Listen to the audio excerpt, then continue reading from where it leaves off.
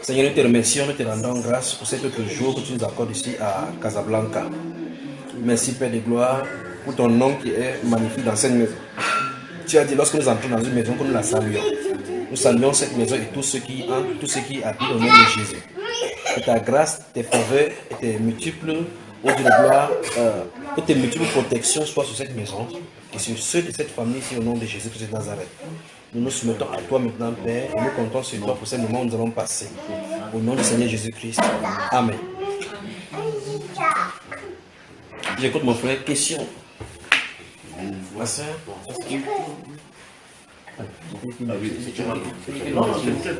Mon gars, non, c'est mon petit. Allez,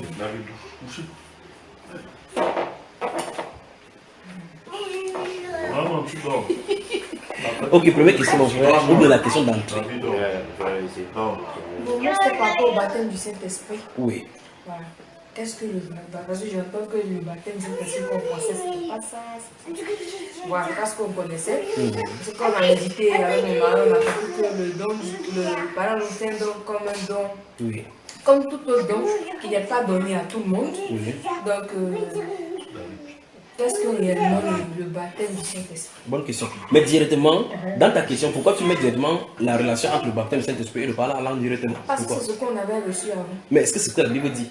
Non, c'est pas ce que la Bible dit. Voilà pourquoi on a médité un peu dessus. Moi, je me dis que le baptême du Saint-Esprit, comme le baptême par immersion, quand on te baptise de l'eau, tu es rempli de l'eau, en fait. On te met entièrement dans l'eau. Et quand tu le sors, il y a de l'eau sur toi. Oui. Donc, moi, je me suis dit, dans le baptême du Saint-Esprit, si Dieu te baptise de son esprit, il te met comme entièrement dedans. Et quand tu le sors, il y a un fruit, en fait, qui voilà.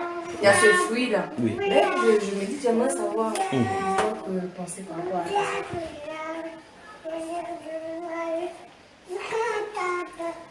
Prends ta Bible donc. Prends la Bible comme ça, on voit.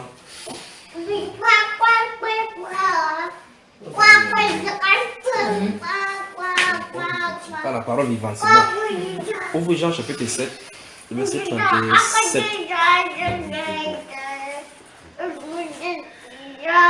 Mais il y a des versets, il y a des passages qu'on va citer que tu ne trouves pas ici, parce qu'il n'y a pas Ézéchiel ici par exemple.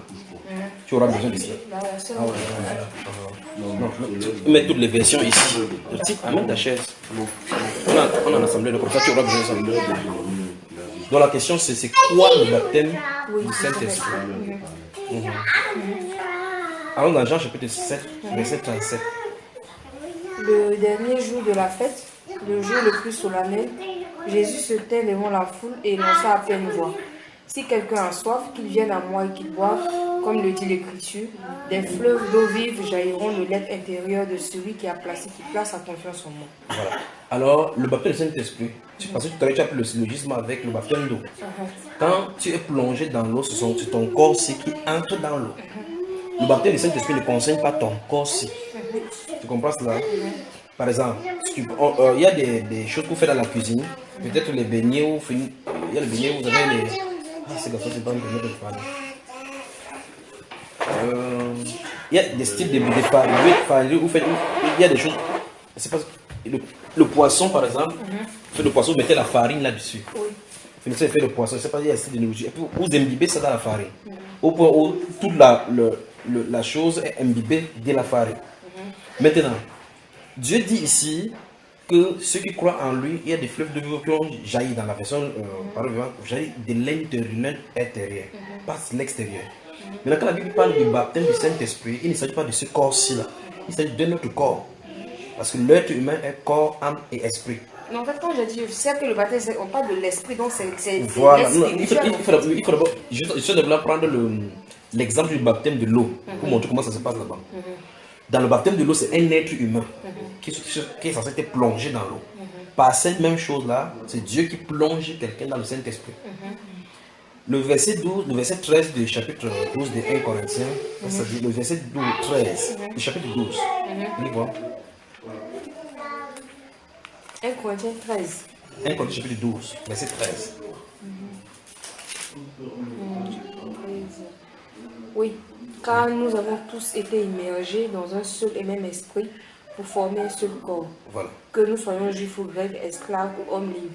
C'est de ce seul et même esprit que nous sommes tous abreuvés et imprégnés. Voilà.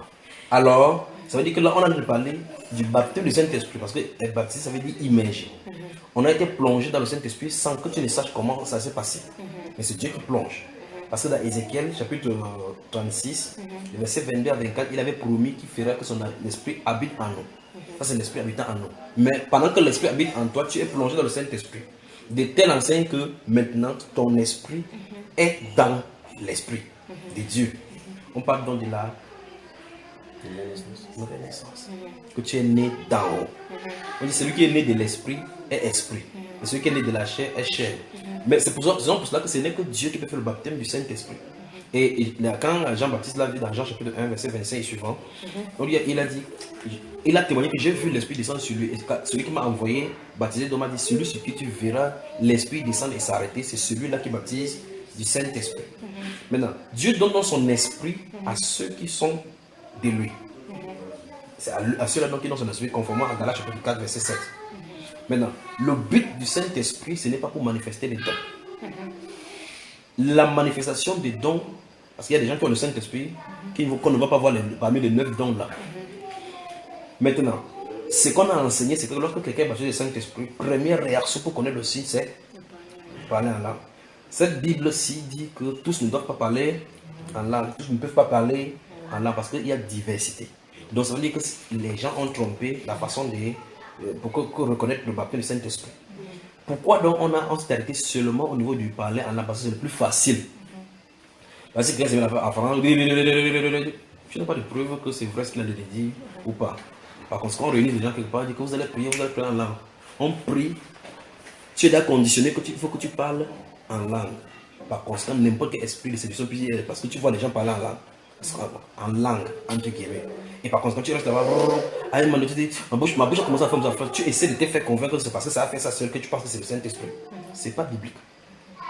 C'est pas biblique parce que ce n'est pas ce que la Bible appelle par langue, parce qu'on parle de diverses langues étrangères. Maintenant, pourquoi dans les manifestations de tous ces esprits-là, au courant chez les pentecôtistes et les évangéliques, il n'y a que ça qui vient en premier. Il n'y a que ça qui vient en premier. Pourquoi les gens ne prient pas, par exemple, on a besoin de guérison au milieu chrétien. On a besoin de prophéties pour édifier, de direction. Et il y a des pasteurs sorciers au milieu de l'église, des évangéliques sorciers, des femmes sorcières au milieu de l'église. Tout le monde est là, on félicite les sorciers et chacun parle en langue. Comment si même cet esprit-là ne donne pas de songes, de visions? Parce qu'il a dit que quand le Saint-Esprit viendra au dernier jour, je verserai mon esprit sur tous chez vos fils et vos filles prophétiseront, vos jeunes auront de visions et vos vieux auront des songes. Il n'y a pas cela. Et on voit effectivement comment les gens vivent dans le faux dans l'église, mais pourtant ils parlent en langue. Donc il y a un problème, il y a une séduction quelque part. Ce qu'on fait là, c'est pas ce que la Bible appelle par parler en langue. C'est ça déjà? Tu acceptes ça? Non, je parle en langue. C'est qu'on fait. C'est pas ça que la Bible appelle parler en langue. Vous êtes d'accord? Si tu n'es pas d'accord, on va dans la Bible arranger ça. Comment ça ne comprend pas quand tu dis ce qu'on Les riz, popo et tout ça. Oui, ce n'est pas ce que la Bible appelle par parler en langue. Il faut d'abord qu'on commence par là. Ok. Allons-y. Voilà. La Bible appelle quoi? Parler en langue. Ou bien la première fois que la Bible parle de parler en langue, c'est dans Marc chapitre 16, le verset 16 et 17. Lis alors, dans la version parole vivante. Marc chapitre 7. Chapitre 16. Ça veut dire que si c'est parler en langue, si n'est pas la langue dont la Bible parle, il y a une séduction. Par contre, l'esprit qui a de parler n'est pas le Saint-Esprit. Nous sommes d'accord? Alors, voir. 16, 17, non. Oui. Voici les miracles qui marqueront la vie des croyants. Oui. En mon nom, ils chasseront les démons. Ils parleront les langues nouvelles. Oui. Ils saisiront sans dommage des serpents venimeux. Oui. S'il leur arrive de boire quelques poisons mortels, ils n'en subiront aucun mal. Voilà. Ils C'est bon. imposeront les mains aux malades. Les malades seront guéris. Donc ici se trouve la première fois qu'on allait l'annoncer. On annonce les différentes choses qui vont marquer la vie du croyant. Ils imposent les mains, le breuvage mortel, le serpent, ainsi de suite. Et puis on dit qu'ils parleront des nouvelles langues. Nouvelles langues. Où est la manifestation de cette danse? Où est la première manifestation? Ça commence où? Il dit, n'est-ce pas? Ça, c'est une promesse. C'est Jésus qui dit. La première fois que ça s'est manifesté là, dans l'église, c'est à quel moment? Allons-y donc. C'est là où ça devient intéressant. Parce qu'on a promis des nouvelles langues. Chapitre 2. Lisons à partir du verset 1 toi-même. Chapitre 2 à partir. Verset 1. Nous sommes dans la version parole vivante. Allons-y. Le jour de la Pentecôte arriva, les disciples étaient tous rassemblés au même endroit. Tout à coup, un grand bruit survint du ciel. C'était comme si un violent coup de vent s'abattait sur eux et remplissait toute la maison où ils se trouvaient assis. Au même moment, il vit apparaître des sortes de langues qui ressemblaient à des flamèches. Elles se séparaient et allaient se poser sur la tête de chacun des assistants. Aussitôt, ils furent tous remplis du Saint-Esprit et commençaient à parler dans différentes langues, chacun suivant les paroles que l'Esprit lui donnait d'exprimer. Nous sommes d'accord que lorsque le Saint-Esprit est venu ici, c'est la première fois qu'ils ont commencé à parler des nouvelles langues. Nous sommes d'accord. Parce que chapitre 16, verset 17 a dit, voici les personnes des croyants, ils parleront des nouvelles langues. Et ici, on dit qu'ils parlaient des nouvelles langues comme l'Esprit les donnait, n'est-ce pas? À ton avis, d'abord, avant de venir là-dessus, à ton avis, c'est le style de langue qu'ils parlaient, c'est ce qu'on parle aujourd'hui là? Bon, moi je me réfère à moi-même et mon expérience. Non. Ne parlons pas de l'expérience de quelqu'un. On va seulement présenter. Quand on dit une nouvelle langue, parce que le parler langue qu'on entend aussi, c'est pas des langues, c'est des nouvelles langues. Je ne peux pas appeler ça nouvelle langue. Attends, d'accord. Il dit ici, n'est-ce pas? La question que je l'ai posée seulement. Pourquoi on n'entre pas dans les détails? Je vais comprendre le cas général, où ça résout tous les problèmes. Quand tu lis jusqu'ici, tu penses que ce qu'on avait dit, c'est ce que nous faisons aujourd'hui. Si c'est oui, on avance dans la Bible. Si c'est non, on avance.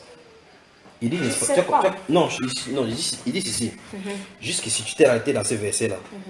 À ton avis, quand l'Esprit venait se poser sur chacun d'eux, il s'est mis à parler en langue comme l'Esprit a donné à chacun de parler. Est-ce qu'à partir de ici, quand tu lis là, tu t'arrêtes là, tu penses que ce qu'on avait dit, ce qu'ils ont parlé là, c'est la même chose que nous parlons aujourd'hui? Si c'est oui, on avance. Si c'est non, on avance tout simplement. Non, c'est pas pareil dans le sens où il disait quelque chose que d'autres personnes comprenaient. Et voilà. Non, ça résout le problème. Ce qu'on parle aujourd'hui, c'est écrit ou non? Mais frère, si on dit c'est des livres, c'est de nouvelles langues. Oui. Ça, la langue, c'est des langues déjà connues. Donc, c'est pas réellement des nouvelles langues parce que. Parce que les personnes qui étaient là comprenaient ce qu'ils disaient. Ils parlaient en leur langue maternelle, d'autres même. Donc, ça veut dire que la personne qui parlait ne connaît pas. Non, la personne qui parle, c'est comme ne moi, connaît je pas. parle le français et puis du coup, je commence à parler chinois. Voilà. Donc, est-ce que tu connais le chinois? Je ne connais pas le chinois. Voilà, c'est ça une nouvelle langue. Oui. C'est nouveau pour moi. Oui, on n'a pas dit que. Je n'ai pas dit que ça sera nouvelle pour l'un, il n'est pas nouvelle. Il a dit que c'est de nouvelles langues parce que ça veut dire que ce sera nouvelle pour la personne qui a de parler. Oui. On est d'accord parce que lui, il parle sans savoir quelle langue il a parler. Mais la personne qui est dans la foule, qui comprend cette langue-là, comprend. C'est la promesse que Dieu a donnée. La question que je pose, c'est si Dieu a dit et il a fait ce qu'il a dit, nous, ce que nous parlons là, ça se trouve où? Dans la Bible. C'est ça le problème. Moi, je reviens un peu parce que j'ai eu à échanger avec les frères français justement par rapport à ça. Et moi, je n'étais pas trop d'accord. Non, on va arriver parce qu'on en est arrivé jusqu'à 1 Corinthiens 14. On va arriver jusque là. Parce que moi, j'ai partagé avec ma femme justement sur le parlant et c'est ce que j'avais convenu. La Pentecôte, quand l'Esprit est descendu dessus, on dit c'est des langues de feu qui sont descendues dessus, qui se sont tous mis à parler de nouvelles langues. Oui.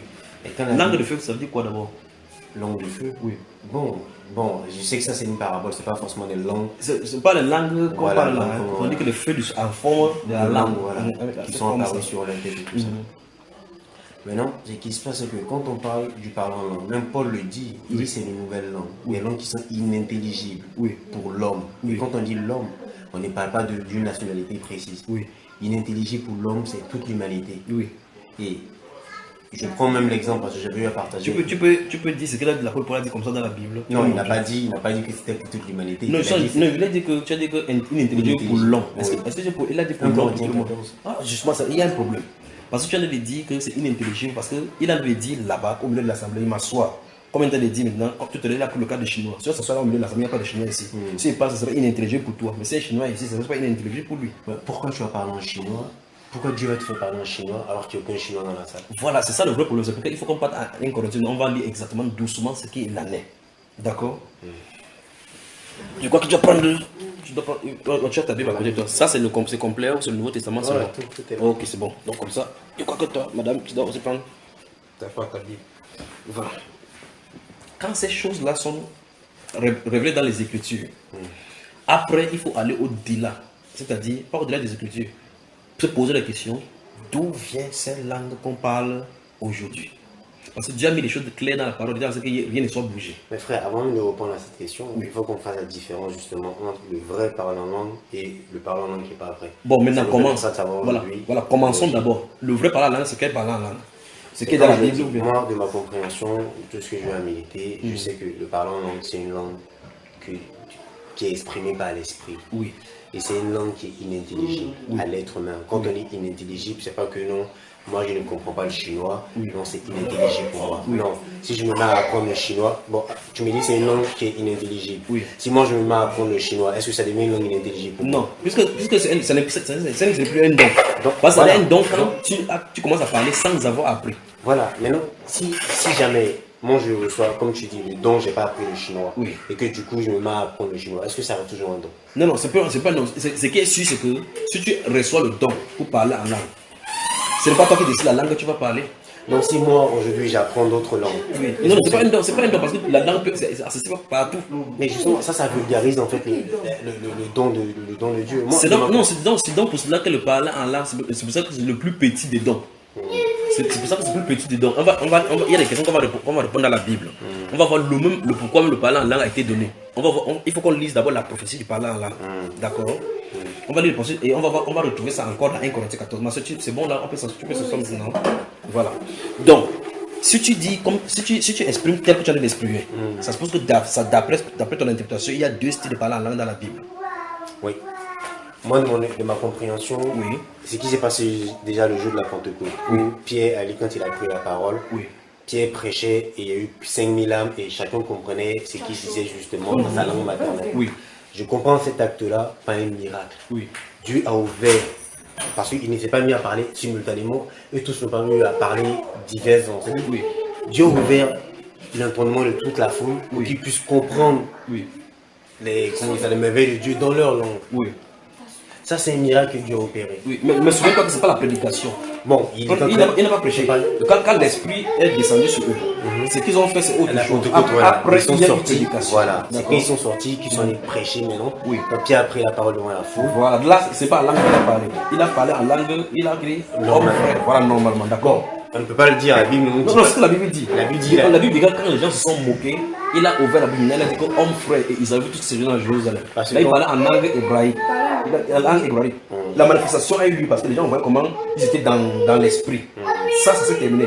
La prédication des Actes, des chapitres il a parlé à partir du chapitre 14 jusqu'à 42, ça ne s'est pas passé en langue. Il n'a pas parlé en langue. D'accord. Il a parlé normalement. Oui, normalement. En langue hébraïque. Absolument. Et Dieu a ouvert l'entendement de toute la foule pour qu'ils entendent justement ce qui était. Et il n'était pas le seul, c'est tous les apôtres qui étaient en train de parler. Et chacun entendait justement les merveilles de Dieu dans leur propre langue. Moi, je considère cet acte-là comme un miracle de Dieu. Ponctuel et que c'était seulement dans ce cas. Voilà, c'était uniquement dans ce cas précis. Et après? Maintenant, après, Paul donne plus de détails sur le parler en langue. Il dit, quand bien même je parlerai le langage des anges, il me dira que, est-ce que les anges ont un langage? Ok, ça c'est une autre discussion. Mais Paul explique que le parler en langue, c'est une langue que tu ne comprends pas. Il faut qu'on parle lire tout simplement, c'est mieux. 1 Corinthiens 14. Oui, c'est mieux qu'on lit à partir du verset 1. On va doucement. 1 Corinthiens 14. Parce que si on continue à lire comme ça, on va prendre chaque fois des extraits de 1 Corinthiens 14. Donc c'est mieux qu'on lit tout doucement avant d'arriver.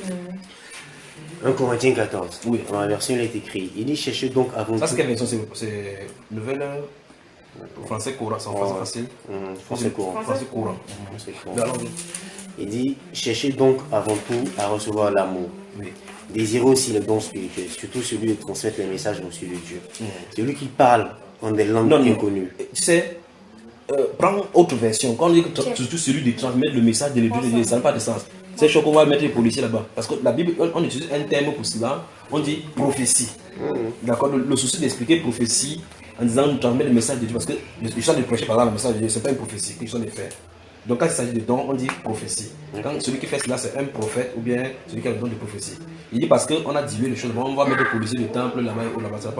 Alors, oui, lis alors. En effet, cherchez avant tout cet amour, mettez tout votre soin à en être rempli. Aspirez cependant aussi aux manifestations de l'esprit et de préférence aux dons de prédication inspirés par l'esprit de Dieu. Ah, mon Dieu. C'est encore très compliqué. Oui, c'est bon. Non, il faut comprendre. Parce que dans 1 Corinthiens 12, on les cite nommément. à l'heure donnée par l'esprit, la parole de prophétie, connaissance et autres. D'accord? Lorsqu'on entre dans la définition, parce qu'ici on est en train de dire aspirer surtout. Tu t'entends? Il dit aspirer surtout à la prédication inspirée. Comment ça va que cette prédication est inspirée? Parce que tout le monde prêche. Tu comprends pas, n'est-ce pas? Voilà. On est rechercher l'amour, aspirer aussi au don spirituel, mais surtout à la prophétie. Surtout à la prophétie. Oui. En effet, celui qui parle en langue ne parle pas aux hommes, mais à Dieu. Amen. Premier point. Oui. Car personne ne le comprend. Oui. Et là, il dit celui qui parle ne parle pas aux hommes. On n'a pas dit à une certaine nationalité, on n'a pas catégorisé. On dit aux hommes, c'est toutes les races. Oui. Celui qui parle en langue parle à Dieu. Oui. D'accord. Car personne ne le comprend. Et quand on dit personne, il s'agit encore des hommes. Oui. Aucun homme ne le comprend. Oui. C'est un esprit qui dit ces paroles mystérieuses. Amen. Donc, si moi je parle en chinois, ça ne peut pas être mystérieux s'il y a un chinois à côté. Donc, on dit c'est un esprit qui dit des choses mystérieuses à Dieu. Celui qui prophétise, au contraire, tu vois, parle je vais rester quand même jusqu'à ce que tu finis. Quand tu vas arriver au niveau de l'ordre, on va commencer à buter par rapport à tout ce que de définition. Sinon, on va revenir sur ce que la Bible dit. Oui. Ok. Celui qui prophétise, au contraire, parle aux hommes. Oui. Celui qui parle en langue s'édifie lui-même. Ah, là, je vais commencer à t'arrêter. Il parlait, quand on parle la langue, on parle à qui? On parle à Dieu. Comment on s'édifie donc? Justement, le fait de parler en Dieu, c'est les merveilles que tu es là. Le merveille de qui? Du Seigneur. En quoi les merveilles du Seigneur t'édifient? Et quand tu lis la Bible, en quoi la Bible te purifie? Par exemple, je vois qu'il ne sort de votre bouche aucune parole mauvaise. Je range ma vie. Si quelqu'un regarde une femme pour la conforter dans son cœur et commet adultère avec elle, je me méfie. Donc ça m'édifie. Mais le Seigneur dit dans sa prière sacerdotale que Seigneur, c'est ta parole qui est la vérité, c'est ta parole sanctifiée. Oui, ça parle c'est un endroit. Sanctifier, ça veut dire nettoyer, mettre à part. Tu comprends un peu, n'est-ce pas? Ça veut dire que quand il fait comme ça, je suis nettoyé. Donc désormais, j'évite de dire le mal. Parce que la Bible m'a nettoyé, m'a interdit de le dire. Mais maintenant, tu as dit en haut, suis attentivement. Que c'est pas toi qui as dit, c'est la Bible. C'est la Bible qui le dit. C'est pour ça qu'il faut mettre tout ça en amont jusqu'au verset 20, jusqu'au verset 26. Il dit, celui qui parle en langue, c'est solennel. Ne parle pas aux hommes. Parce que c'est un esprit qui dit des mystères. Voilà. Il ne parle pas aux hommes. Or, lui-même, il est concerné. Il est un homme. La personne qui parle. Subitement, ici, le Saint-Esprit dit, il a comparé la prophétie et le parlant en langue. Il dit que celui qui parle en prophétise, c'est ce qu'il va dire par la suite, la verset 3. Il va dire qu'il parle aux hommes, les édifier, les consoler. Alors que celui qui parle en langue s'édifie lui-même. La question que je pose, c'est, quand il parle à Dieu, en quoi est-ce que ça l'édifie? Parce que celui qui va parler aux hommes, tout à l'heure par la prophétie, comment il va, parce qu'on dit les console, les exhorte. Donc parce qu'il parle, ça traite de toi alors. Et en faisant ça, les édifie. Comment? Toi qui parles là, si tu suis la question et que tu n'as pas encore la réponse, tu avances dans la lecture. Parce qu'il dit tout à l'heure, on va lire au fur et à mesure. Après, on va faire le résumé pour le correctionner. Donc celui qui prophétise au contraire parle aux hommes, les édifie, les encourage, les réconforte. Donc tu vois que quand on parle à quelqu'un, on l'édifie. Celui-ci, la langue, d'après ce qu'on a lu au verset 2 en haut, parle à Dieu. On dit que quand il parle à Dieu, il s'édifie lui-même. D'accord? Allons-y. Très bien. Celui qui parle en langue s'édifie lui-même, alors que celui qui prophétise édifie l'Église. L'Église, oui. Très bien. Je disais que vous parliez tous en langue, mais encore plus que vous prophétisiez. Oui. Celui qui prophétise est plus grand et plus important que celui qui parle en langue. On est d'accord, n'est-ce pas? Bon, maintenant, suis attentivement sur ce rapport. Quelqu'un est censé déclarer le mystère de Dieu. Ça descend à Dieu dans une langue spirituelle. Mais subitement ici, on dit que celui qui parle aux hommes pour les édifier est plus grand que celui qui parle en esprit, en déclarant les oracles de Dieu. Comment tu comprends? Je comprends que la parole du Seigneur s'accomplit. Dieu dit les dons ont été donnés pour l'édification de l'Église. Oui. C'est donc que tu as de parler en langue, tu t'édifies toi-même. C'est bien, tu t'édifies, tu te fortifies. L'homme intérieur se retrouve fortifié parce qu'il adresse des merveilles au Seigneur. Oui. Mais le fait de prophétiser, tu édifies l'Église. Et c'est ce que le Seigneur veut. Le Seigneur veut qu'on s'édifie par des cantiques, qu'on se soutienne. Non, le fait de prophétiser, tu édifies par des oracles du Seigneur. Tu reconfortes par la parole que le Seigneur donnera. Et c'est des choses qui édifient l'Église. Donc, sur ce rapport, la prophétie est plus grande que parler en langue. Donc, le parler en langue, c'est le plus petit des dons. En quelque sorte, on dira ça. Non, avançons dans la lecture. Celui qui prophétise est plus important que celui qui parle en langue, à moins que ce dernier n'interprète pour que l'Église reçoive une édification. Ok, allons-y, explique-moi. Parce que normalement, il est censé parler à Dieu. Oui. Allons-y, maintenant, s'il y a l'interprétation. S'il y a l'interprétation, c'est un autre don de l'esprit. Non, je ne parle pas de l'interprétation. C'est qu'il a parlé en esprit. Maintenant, on interprète. Ça suppose que ça devait être accessible au sort de l'église. N'est-ce pas? Maintenant, je prends un exemple simple. Dieu est merveilleux, il est grand, il s'étend dans son amour est pour toujours. Ça, il dit ça en esprit, personne ne comprend. Quand il finit de dire ça en esprit, quelqu'un se lève et dit qu'il est en train de dire que Dieu est merveilleux. Il est en esprit et autres là-bas. Mais nous sommes censés nous adresser à Dieu. Comment se fait que l'assemblée est édifiée? Comment? Ça, c'est les choses qui se passent spirituellement. Quand on le sait. Je peux pas. J'espère que vous comprenez, non? L'assemblée est édifiée parce que quelqu'un a pu comprendre ce que la personne a dit. Donc, s'il comprend, entend la parole de Dieu pour être édifié. Et en plus de cela aussi, c'est les merveilles qui sont. C'est une adoration qui le révèle. La Bible dit que le Seigneur siège au milieu de la louange de son peuple. Donc si tout, c'est d'ici de l'assemblée, c'est aujourd'hui que c'est qu'il est en train de dire que c'est un esprit qui s'exprime, parce que c'est l'esprit qui soupire, qui parle au Père par des soupirs inexprimables. Donc ce qu'il dit, ça touche directement le Père. Donc du coup, si c'est les prophéties qui ont une interprétation et qu'on comprend cette interprétation-là, nous sommes tous édifiés. Amen. Continuons. Très bien. C'est mon frère. Celui qui prophétise est plus important. Et maintenant, frère, une édification, en parlant. Et maintenant, frère, et ce, en quoi vous serais-je utile si je venais chez vous en parlant langue au lieu de vous apporter une parole de révélation, de connaissance, de prophétie ou d'enseignement? Oui. Je continue. Continue seulement, il continue parce qu'on va. Si les objets inanimés qui rendent un son, comme une flûte ou une harpe, ne rendent pas des sons distincts, comment reconnaîtra-t-on la mélodie jouée sur eux? Si la trompette rend un son confus, que c'est préparat au combat, il en va de même pour vous. Si votre langue ne donne pas une parole intelligible, comment saura-t-on ce que vous dites? Stop. Il veut que tu me dises ce qu'on a dû dire. Ce qu'il vient de dire là maintenant. Bon, sur ce verset-là, oui, c'est ce que tu veux. C'est ce qu'on vient de lire. Bon, il dit déjà que si un objet inanimé rend un son, qui rend un son qui n'est pas distinct. Ouais, qui n'est pas distinct. Comment on peut discerner justement mais voilà. Mais moi je comprends par là qu'il est en train de dire que l'oreille qui écoute le parler en langue, s'il ne comprend pas, c'est comme un son. Si moi aujourd'hui je joue d'une flûte, tu ne peux pas savoir que c'est une flûte que je suis en train de jouer. Bah, si jamais c'est le signal par exemple pour une guerre. Si tu ne comprends pas, si le son de l'instrument n'est pas distinct, tu ne sauras pas, donc tu ne pourras pas te préparer. Il faut que ce soit distinct. Il faut que ce soit distinct. Il faut que tu saches que voilà, c'est le signal ou c'est le bruit de la flûte qui est censé, c'est ce qu'il dit ici. Oui. Et puis il dit que quand Jaïran donne une parole, continue, il dit, il en va de même pour vous. Il en va de même, oui. Voilà. Si votre langue ne donne pas une parole intelligible, comment saura-t-on ce que vous dites? Alors, comment saura-t-on ce que vous dites? Si votre langue ne donne pas une parole intelligible, ça veut dire quoi? Ça veut dire simplement que tu peux parler en langue, mais le langage que tu vas utiliser ne sera pas intelligible pour les autres. Donc forcément, ils ne comprendront pas. Oui. Mais là encore, quand on remonte, voilà, là encore quand on monte, mais ça revient à la même chose que c'est pour l'édification personnelle. Mais quand il parle de l'interprétation, il dit s'il y a quelqu'un qui interprète, ça sera bon pour tout le monde. Mais s'il n'y a personne pour interpréter, ça ne sert à rien que la personne parle à haute voix dans l'assemblée. Oui, continuons. Dites en effet, vous parlez en l'air. Oui. Si nombreuses que puissent être les diverses langues dans le monde, aucune d'entre elles n'est dépourvue de signification. Oui. Si donc je ne connais pas le sens d'une langue, je serai un étranger pour celui qui parle. Il faut que tu m'expliques, mon frère. Là, de ma compréhension. Le thème, c'est qu'il en a parlé. Il parle de langue spirituelle. Il parle de don spirituel, il parle en langue, n'est-ce pas? Et ici, il parle de quoi?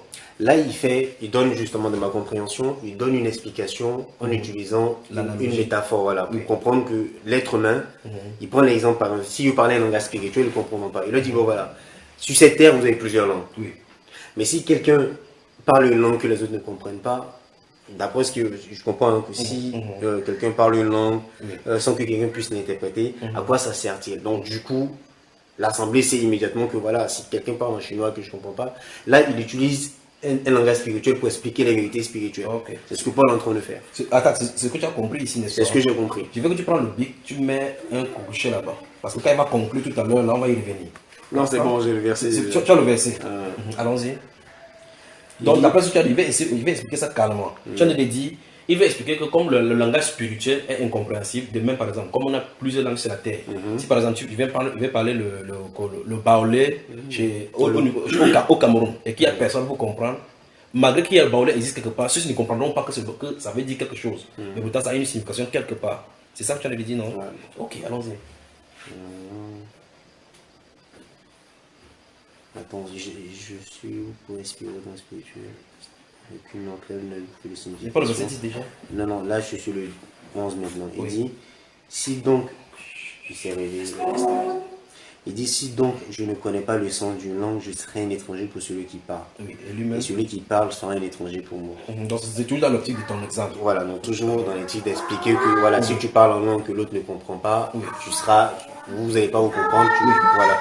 Après, il dit, vous de même, plus que vous aspirez au don spirituel, cherchez à posséder avec abondance ce qui édifie l'Église. Oui. Il dit après, c'est pourquoi celui qui parle en langue prie afin de pouvoir l'interpréter. Stop. Ce commandement-ci, est-ce que les gens comprennent cela ou bien aujourd'hui ceux qui parlent en langue ont compris ça? Non, déjà pour l'interprétation, puisque là il donne une directive que celui qui parle en langue va prier pour que le Seigneur lui donne aussi la capacité de pouvoir interpréter ce qu'il dit. Tout ça dans le but de pouvoir édifier l'Église. Oui. Tout ça dans ce but-là. Donc celui qui parle en cette langue qu'on parle là, est censé avoir les... Il donne l'interprétation s'il le demande. Oui. Non, non, il faut, parce qu'il faut qu'il le demande. Oui. Ok, continue. Voilà. Donc je ferai, interpréter. En effet, si je prie en langue, mon esprit est en prière. Amen. Mon esprit est en prière, mais mon intelligence est stérile. Oui. Très bien. Qu'est-ce qu'il a de dire? Il est en train de dire que l'intelligence ne comprend pas. Il ne peut pas discerner les mots qu'il est en train de dire, parce que c'est des choses qui sont dites spirituellement. Et ça c'est dans on est toujours dans le carnaval où tu as dit que le parler en langue c'est pas une langue comme on comprend, parce que quand il parle dans cette langue là, l'intelligence ne connaît pas les mots qu'il va prononcer. Exactement. Donc que faire donc? Je prierai avec mon esprit, mais je prierai aussi avec mon intelligence. Je chanterai avec mon esprit, mais je chanterai aussi avec mon intelligence. En effet, si tu prononces une bénédiction avec ton esprit seulement, comment celui qui fait partie des saints auditeurs pourra-t-il comprendre et répondre Amen? Oui. Ok, mon frère. Oui, oui. Comment l'auditeur pourra-t-il répondre Amen à ta prière de reconnaissance puisqu'il ne sait pas ce que tu dis? Oui.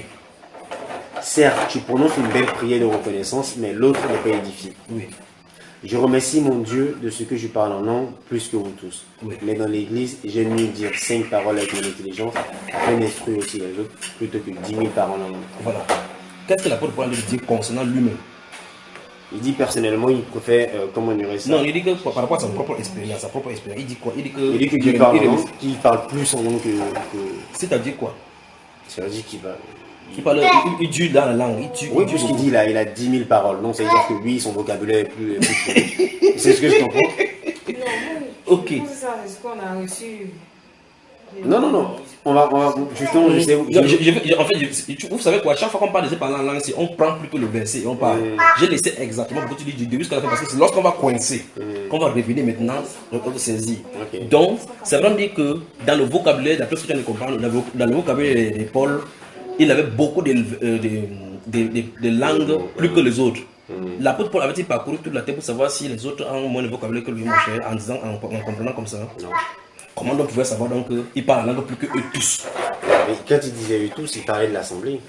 Il parlait, plus là, il est en train de s'adresser aux Corinthiens. Ah, donc maintenant, c'est vraiment dire que si un homme vient maintenant, il parle en langue. Tout à l'heure, tu as dit que quand il parle de l'homme, il parle de tout l'homme, donc sur la terre. Non, là, c'est spécifique. Là, il est en train de s'adresser. Il dit. Parce que tout à l'heure, il a dit que si je suis quelque part, par exemple, et il parle en langue, quel que soit le cas, un homme, si ce n'est pas compréhensible, un homme ne peut pas être édifié. Ce qui est aussi à côté de ça, ne comprend pas. Et là, tu as dit que si l'homme, c'est par exemple, c'est l'homme qui est. Dans le verset 19, il dit mais dans l'église. Oui. Là, il parle de l'église. Oui. Il dit j'aime. Il y a deux choses qu'il a dit. Il dit que je rends grâce à Dieu qu'il parle en langue plus que vous tous.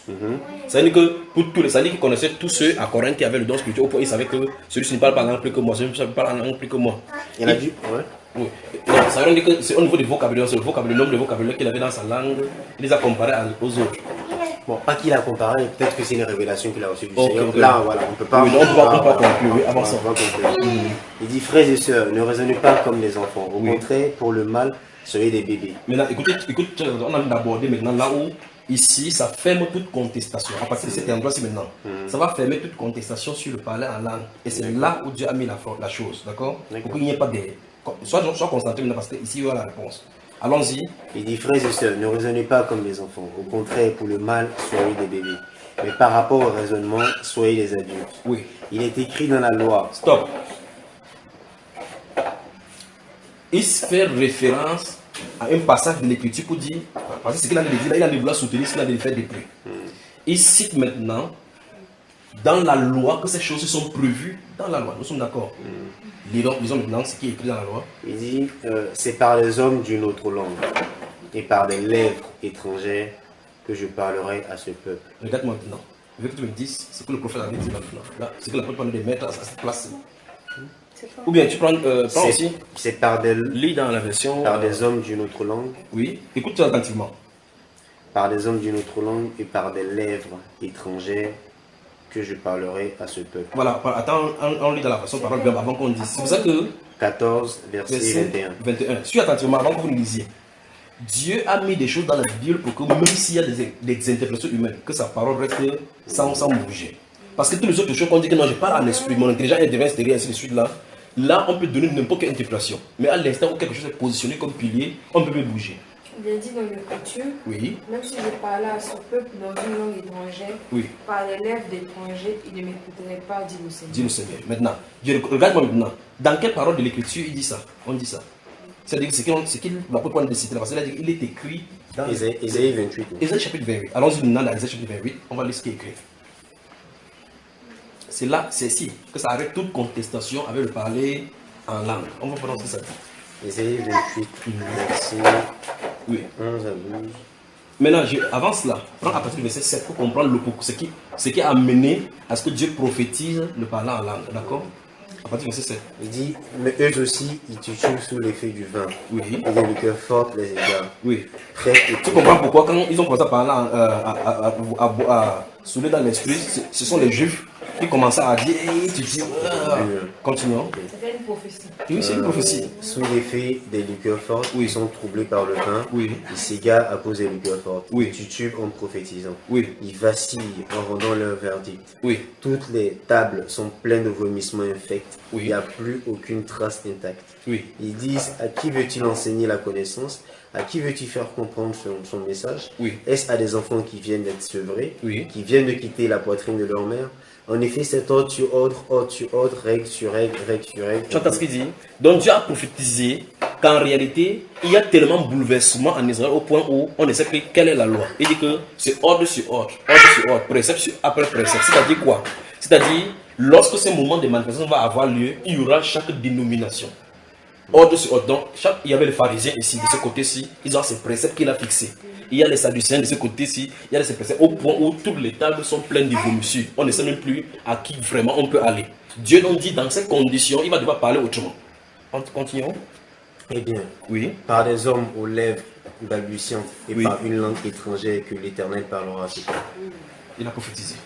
L'apôtre Paul dit donc, en plaçant cela dans les Écritures, il dit que c'est par les langues balbutiantes et par les langues, dans ta version, on dit dans les langues barbares. C'est ce qui est écrit dans le livre dans le prophète Ézéchiel. Le prophète Ézéchiel a parlé des langues barbares que je parlerai à ce peuple ici. Allons-y maintenant, rentrons dans 1 Corinthiens 14. Il dit merci au Seigneur pour cela. Rentrons encore là-bas, verset 21. Le 21, donc, il est écrit que c'est par les hommes d'une autre langue et des lèvres étrangères que je parlerai à ce peuple. Et même donc, aussi, il dit que c'est par les hommes de notre peuple et par des langues étrangères que je parle à ce peuple, parce qu'il utilise la langue hébraïque d'abord pour les parler. Et jusque-là, il y a des désordres. Il dit que c'est une autre langue qui va le cacher maintenant. Les langues étrangères d'un autre peuple. C'est pas ce qu'il écrit, frère.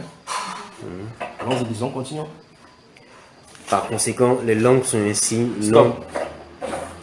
L'apôtre Paul, après avoir mis, dessus, après avoir mis qu'il est prévu dans les Écritures ici. Quand il dit par conséquent, qu'est-ce qu'il a voulu dire? Donc il donne une conclusion. Une conclusion. Donc il dit par conséquent les langues. Donc de toutes les façons, il allait traiter ces cas là-bas. Comme la langue vous dérange, il faut que vous compreniez donc à quoi servait cette langue. Quelle était la nature prévue dans les Écritures ici. Et par conséquent les langues. Et parce que dans cette prophétie d'Ésaïe 28 là, c'est une manifestation de l'incrédulité d'Israël. Parce qu'Israël n'a pas. Il a donc dit ok, même quand je vous ai parlé à votre langue, vous ne comprenez pas, c'est par la langue d'un autre peuple. Le peuple baba que je vais vous parler. Et jusque-là, même là, vous n'allez pas croire. Et donc, la plupart croient, il conclut que par conséquent, les langues dont vous en parlé là-bas, c'est un signe pour les non-croyants. Alors, je pose encore la question, de quelle langue s'agit-il alors, mon frère, dans ce cas? Bon, oui, peut-être il faut qu'elle dise. Si on dit d'après cela, ces langues étrangères ne sauront conduire les auditeurs à la foi. À la fois, ça veut dire que ce manque de croyance, en fait, c'est une autre façon d'expliquer l'incrédulité. Parce que ici, on parle de ceux qui croient. Elles sont un signe du jugement de Dieu et elles le laissent dans leur incrédulité. Amen. Donc, en fait, on peut amplifier là-bas, mais je recommence la conclusion maintenant à partir d'ici. Elles concernent non pas les croyants, mais les incroyants. Voilà. Les messages inspirés par contre sont destinés aux croyants. Bon, ça, c'est le deuxième volet par rapport aux prophéties. Regarde maintenant. Quand on dit donc les messages, dont les langues sont un signe pour les incroyants. Les partis disent que le parler en langue, c'est un signe pour. Et les croyants, ces paroles sont baptisés du Saint-Esprit. Et la Bible, elle dit que c'est un signe pour. Les incroyants. Il y a un problème avec nos compréhensions. Ah, comment encore? Viens ici, ma soeur, tu vas où? Non, Non, ne prends pas d'air, viens ici, on va parler. Il veut qu'on parle jusqu'à la fin, d'accord? Je recommence encore. La démonstration qu'il a prise dès le départ, c'est pour ça que j'ai laissé lire, parce qu'on va lire dès le départ. Parce que chaque fois, vous allez voir que quand les gens, même ceux qui sont pour ou bien contre, font cette même erreur-là, en prenant un verset. On dit verset 4, que ceux qui parlent, ils disent des mystères. Comment on dit des mystères? Si tu arrêtes là-bas, ça ne doit pas aller. Lis toute la chose, parce que c'est tout juste une explication qu'il a de faire jusqu'à la fin. Et ici, il dit par conséquent, nous donne clairement ce qu'il en est. Et il met le contexte de Isaïe chapitre 28 dans le contexte de ces langues en disant que par conséquent, ces langues, c'est fait. D'après les Écritures, c'est prévu pour être un signe pour les. Donc, or, ce qu'il prend dans Isaïe, c'est la langue clairement que tu as prophétisé que c'est comme la langue des peuples. Et donc, tu ne peux pas disjoindre donc Acte chapitre 2, que Acte chapitre 2 est seul et 1 Corinthiens 14 est seul, parce que c'est la suite de la chose que l'apôtre Paul est en train de parler. Et autre chose, c'est que si c'était les types de langues différentes, les choses qu'on devait écrire avec les langues, parce que dans la Bible, langue c'est l'aléo. Les différentes choses qu'on a envie de parler c'est l'aléo par exemple. Chaque fois qu'il va parler, pour pouvoir dire l'aléo, c'est la même chose qu'on va écrire dans le même mot grec. C'est les mêmes mots qui sont écrits pour langue de l'autre côté là-bas, dans Matthieu, dans Marc on a lu, dans Actes des Apôtres et dans 1 Corinthiens 14, donc c'est le même sujet qu'on a envie de traiter. Donc tu peux pas dire que le parler en langue des Actes chapitre 2 est différent, parce que c'est la manifestation même de la première manifestation du Saint-Esprit. Maintenant, on va faire un halt en rentrant par derrière, d'accord? Et puis on va faire un halt. Viens alors. Quand on va finir tout ceci, quand on va finir ceci, vous allez fermer, je vais vous dire maintenant d'où la langue s'y vient, c'est qu'on parle aujourd'hui. Oui. Par rapport à ce qui s'est passé à la Pentecôte. Oui. Donc Dieu a permis ça pour que les incroyants, ceux qui étaient incrédules, puissent croire, vu que c'était une prophétie déjà. Non, c'est pas comme ça. C'est pour faire justement que ceux qui n'avaient pas cru quand ils parlaient normalement puissent ne pas comprendre. De comprendre pour que les païens croient. Pour que les païens croient. Donc, si je comprends bien aujourd'hui, si on veut, on va dans ce sens. Oui. Aujourd'hui, un chrétien converti, Dieu peut l'utiliser, lui faire parler une autre langue pour qu'une personne qui ne comprend pas par exemple le français puisse comprendre. L'évangile même à son côté, c'est exactement ce que l'apôtre Paul disait. Ça, le parler en langue, c'est normal. C'est exactement ce que l'apôtre Paul disait. Moi, je parle. Non, attends, j'arrive. Non, c'est exactement ce que tu en as dit. C'est ça. Là où on c'est ça. Maintenant, suis attentivement, n'est-ce pas, frère? Parce qu'on a dit que c'est un don. Tout à l'heure, là, tu as dit, à Acte chapitre 2, c'est parce qu'à la Pentecôte, il y avait toute une famille là-bas et que Dieu a voulu ça de façon exprès pour que ça soit comme ça. Je te pose la question. Il y a eu baptême du Saint-Esprit, enfin, c'est la première manifestation là-bas. Il y a eu baptême du Saint-Esprit dans Acte chapitre 8 à Samarie. Dans le chapitre 10 chez Corneille. Je voulais parler de ça justement. Tu voulais parler de cela? De Corneille. Oui. Alors je pose la question d'abord chez Corneille. Chez Corneille, le parlant en langue qu'ils ont fait, c'était différent de Acte chapitre 2. Bah, si je me base sur ce que tu viens de dire là, que le parler en langue justement c'est pour les incroyants. Oui. Chez Corneille qui est incroyant. C'est justement ça le vrai problème. Les incroyants dans la Bible est typifié pour les juifs, ce n'est pas les gens du monde. Mais chez Corneille, il n'y avait que la famille de Corneille. Il y avait les juifs justement parmi. Et quelques Romains avec eux. Non, pas les Romains, ce n'est pas les Romains dont il est concerné. C'est les juifs. C'est pour ça que chaque fois donc, que tu vas voir qu'il y a le parler en langue manifesté, il y a le juif de côté. Si tu veux maintenant, on y va maintenant. Attends, suis attentivement. Chaque fois que tu vas voir que lorsque le Saint-Esprit a été, les gens ont été baptisés du Saint-Esprit et qu'ils ont parlé dans ces langues-là, les juifs sont à côté. Quand il y a baptisé du Saint-Esprit sans cela, il n'y a que les autres peuples, les gens de peuple. Il va encore recommencer, que tu vois. Acte chapitre 2. C'est quand ces langues-là, quand les langues sont données, parce que les gens, chacun, au moins 15 nationalités entendent les différentes choses dans cette merveille. Au chapitre 10, donc chez Corneille, Pierre était là-bas, ils étaient 7 qui étaient des juifs. D'accord? Et le Saint-Esprit est venu, l'apôtre Pierre maintenant dans sa prédication, enfin, lorsqu'il est rentré à Jérusalem, on lui a fait des reproches d'être entré chez les juifs et de manger, chez les païens et de manger. Il s'est mis, la Bible déclare qu'il s'est mis tout à coup à aller expliquer ça de façon suivie. il a parlé depuis quand il était à Jopé, et puis on l'a envoyé chercher. Il dit que lorsque je me suis mis à parler, le Saint-Esprit descendu sur eux, puis il dit, comme sur nous, au commencement. Donc il vient de dire clairement que ce qui s'est passé à chapitre 2, c'est passé à chapitre 10. Donc ça dit que à chapitre 2 n'est pas un cas isolé, et ce n'est pas différent. Et s'il dit ça, parce qu'il a dit, chapitre 10 dit verset 45, que quand Pierre, pendant qu'il prononçait encore ces mots, le Saint-Esprit descendit sur ceux qui écoutent la parole, il fut respecté, il s'est mis à parler en langue. On dit les fidèles circoncis. Les fidèles circoncis. Donc dans cette maison, il y avait deux groupes. Les fidèles circoncis qui étaient descendus avec Pierre là-bas furent étonnés de ce que le Saint-Esprit était se donné aussi aux païens. Donc ils ont vu. Et peut-être on refaisait le baptême à ceux qui ont été baptisés comme nous aussi. Maintenant, quand l'apôtre Pierre dit qu'ils ont été baptisés comme eux au commencement, comment il a fait pour savoir que la même chose qui s'est passée, parce que ce n'est pas un brouillard ou bien quoi que ce soit. Comment il a fait pour savoir que cela se passe? Parce qu'on a dit qu'il parlait en langue et il prophétisait. On est d'accord, n'est-ce pas? Voilà ce qu'il en est. Voici l'apôtre Paul dans Actes chapitre 19 maintenant qui rencontre en Asie là-bas les disciples de Jean-Baptiste qui étaient environ 12. Il dit, mais vous avez reçu le Saint-Esprit? Il dit, non, on n'a pas entendu. Après ils étaient baptisés, ils ont mis le Saint-Esprit. Ils ont commencé, ils ont commencé à parler. Et ouvre Actes chapitre 19, versets 5 et 6. Alors, c'est pour ça qu'il y a des questions stratégiques dès le départ. Donc, d'après toi, Actes chapitre 2 était spécifique. Tu as dit oui. Parce qu'en réalité, beaucoup de personnes pensent faire cette erreur que Actes chapitre 2 était autre chose. Et dans 1 Corinthiens, on a dû d'expliquer autre chose.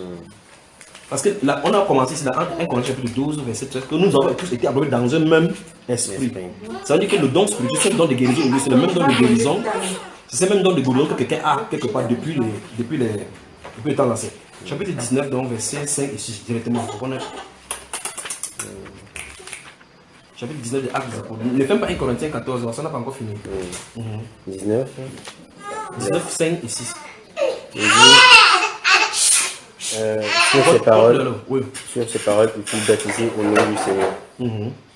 Jésus, lorsque Paul posait la main sur eux, le Saint-Esprit vint sur eux et ils se mirent à parler en langue et à prophétiser. Voilà. Maintenant, quels sont les gens qui sont là-bas? Ils étaient environ. Il y avait une douzaine d'hommes en tout.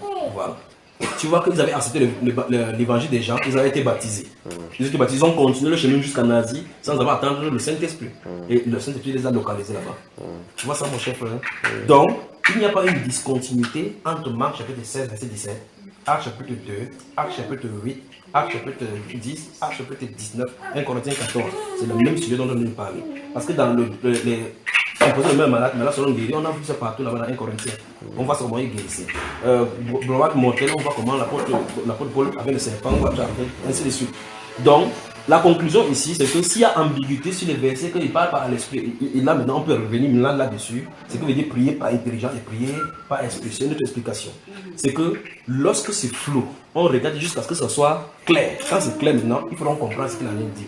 Donc la conclusion là, comme l'apôtre Paul a conclu, c'est que par conséquent, les langues sont un signe non pour les croyants, mais un signe pour les non-croyants. Donc Dieu voulait faire aux non-croyants. Et ici, non-croyants, ce n'est pas les non-juifs. Non-croyants, c'était des juifs. Parce que dans Ésaïe chapitre 28, il parle des juifs là-bas. On est d'accord, non pas? Il dit on est d'accord, non? Quand Dieu parle dans Ésaïe chapitre 28, il a parlé des juifs qui ont rejeté la loi chaque fois. Et chacun a fait sa part de secte avec sa loi. Il est dans ces cas à ce peuple juif, c'est veut le racheter maintenant avec les langues balbutinantes. Allons dans le livre d'Ézéchiel.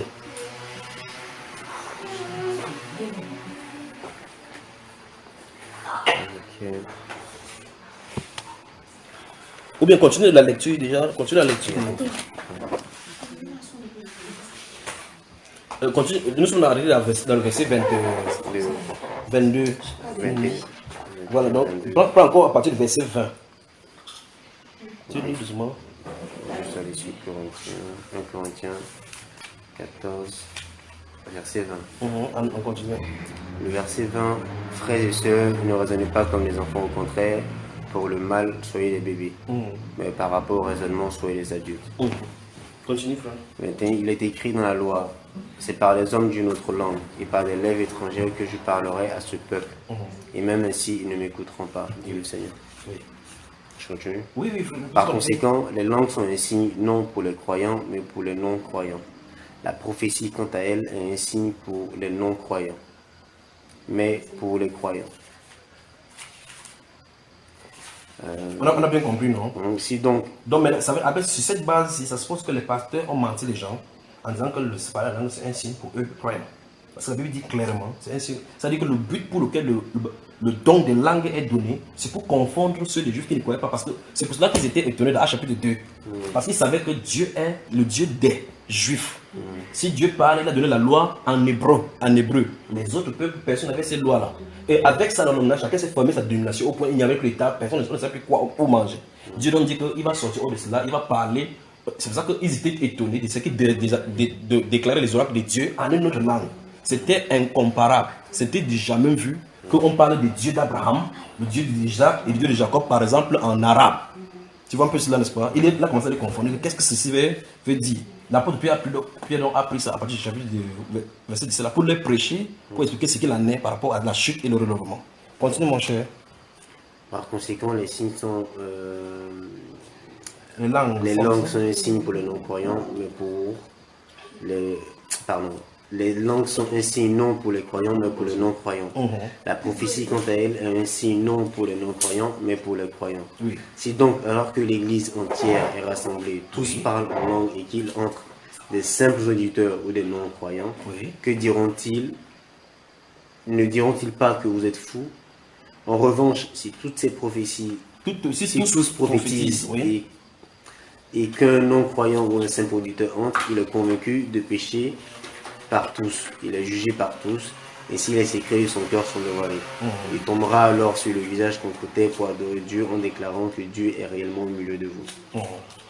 Que faire donc, frères et sœurs?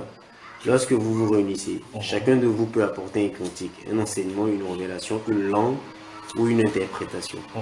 Que tout se fasse pour l'édification.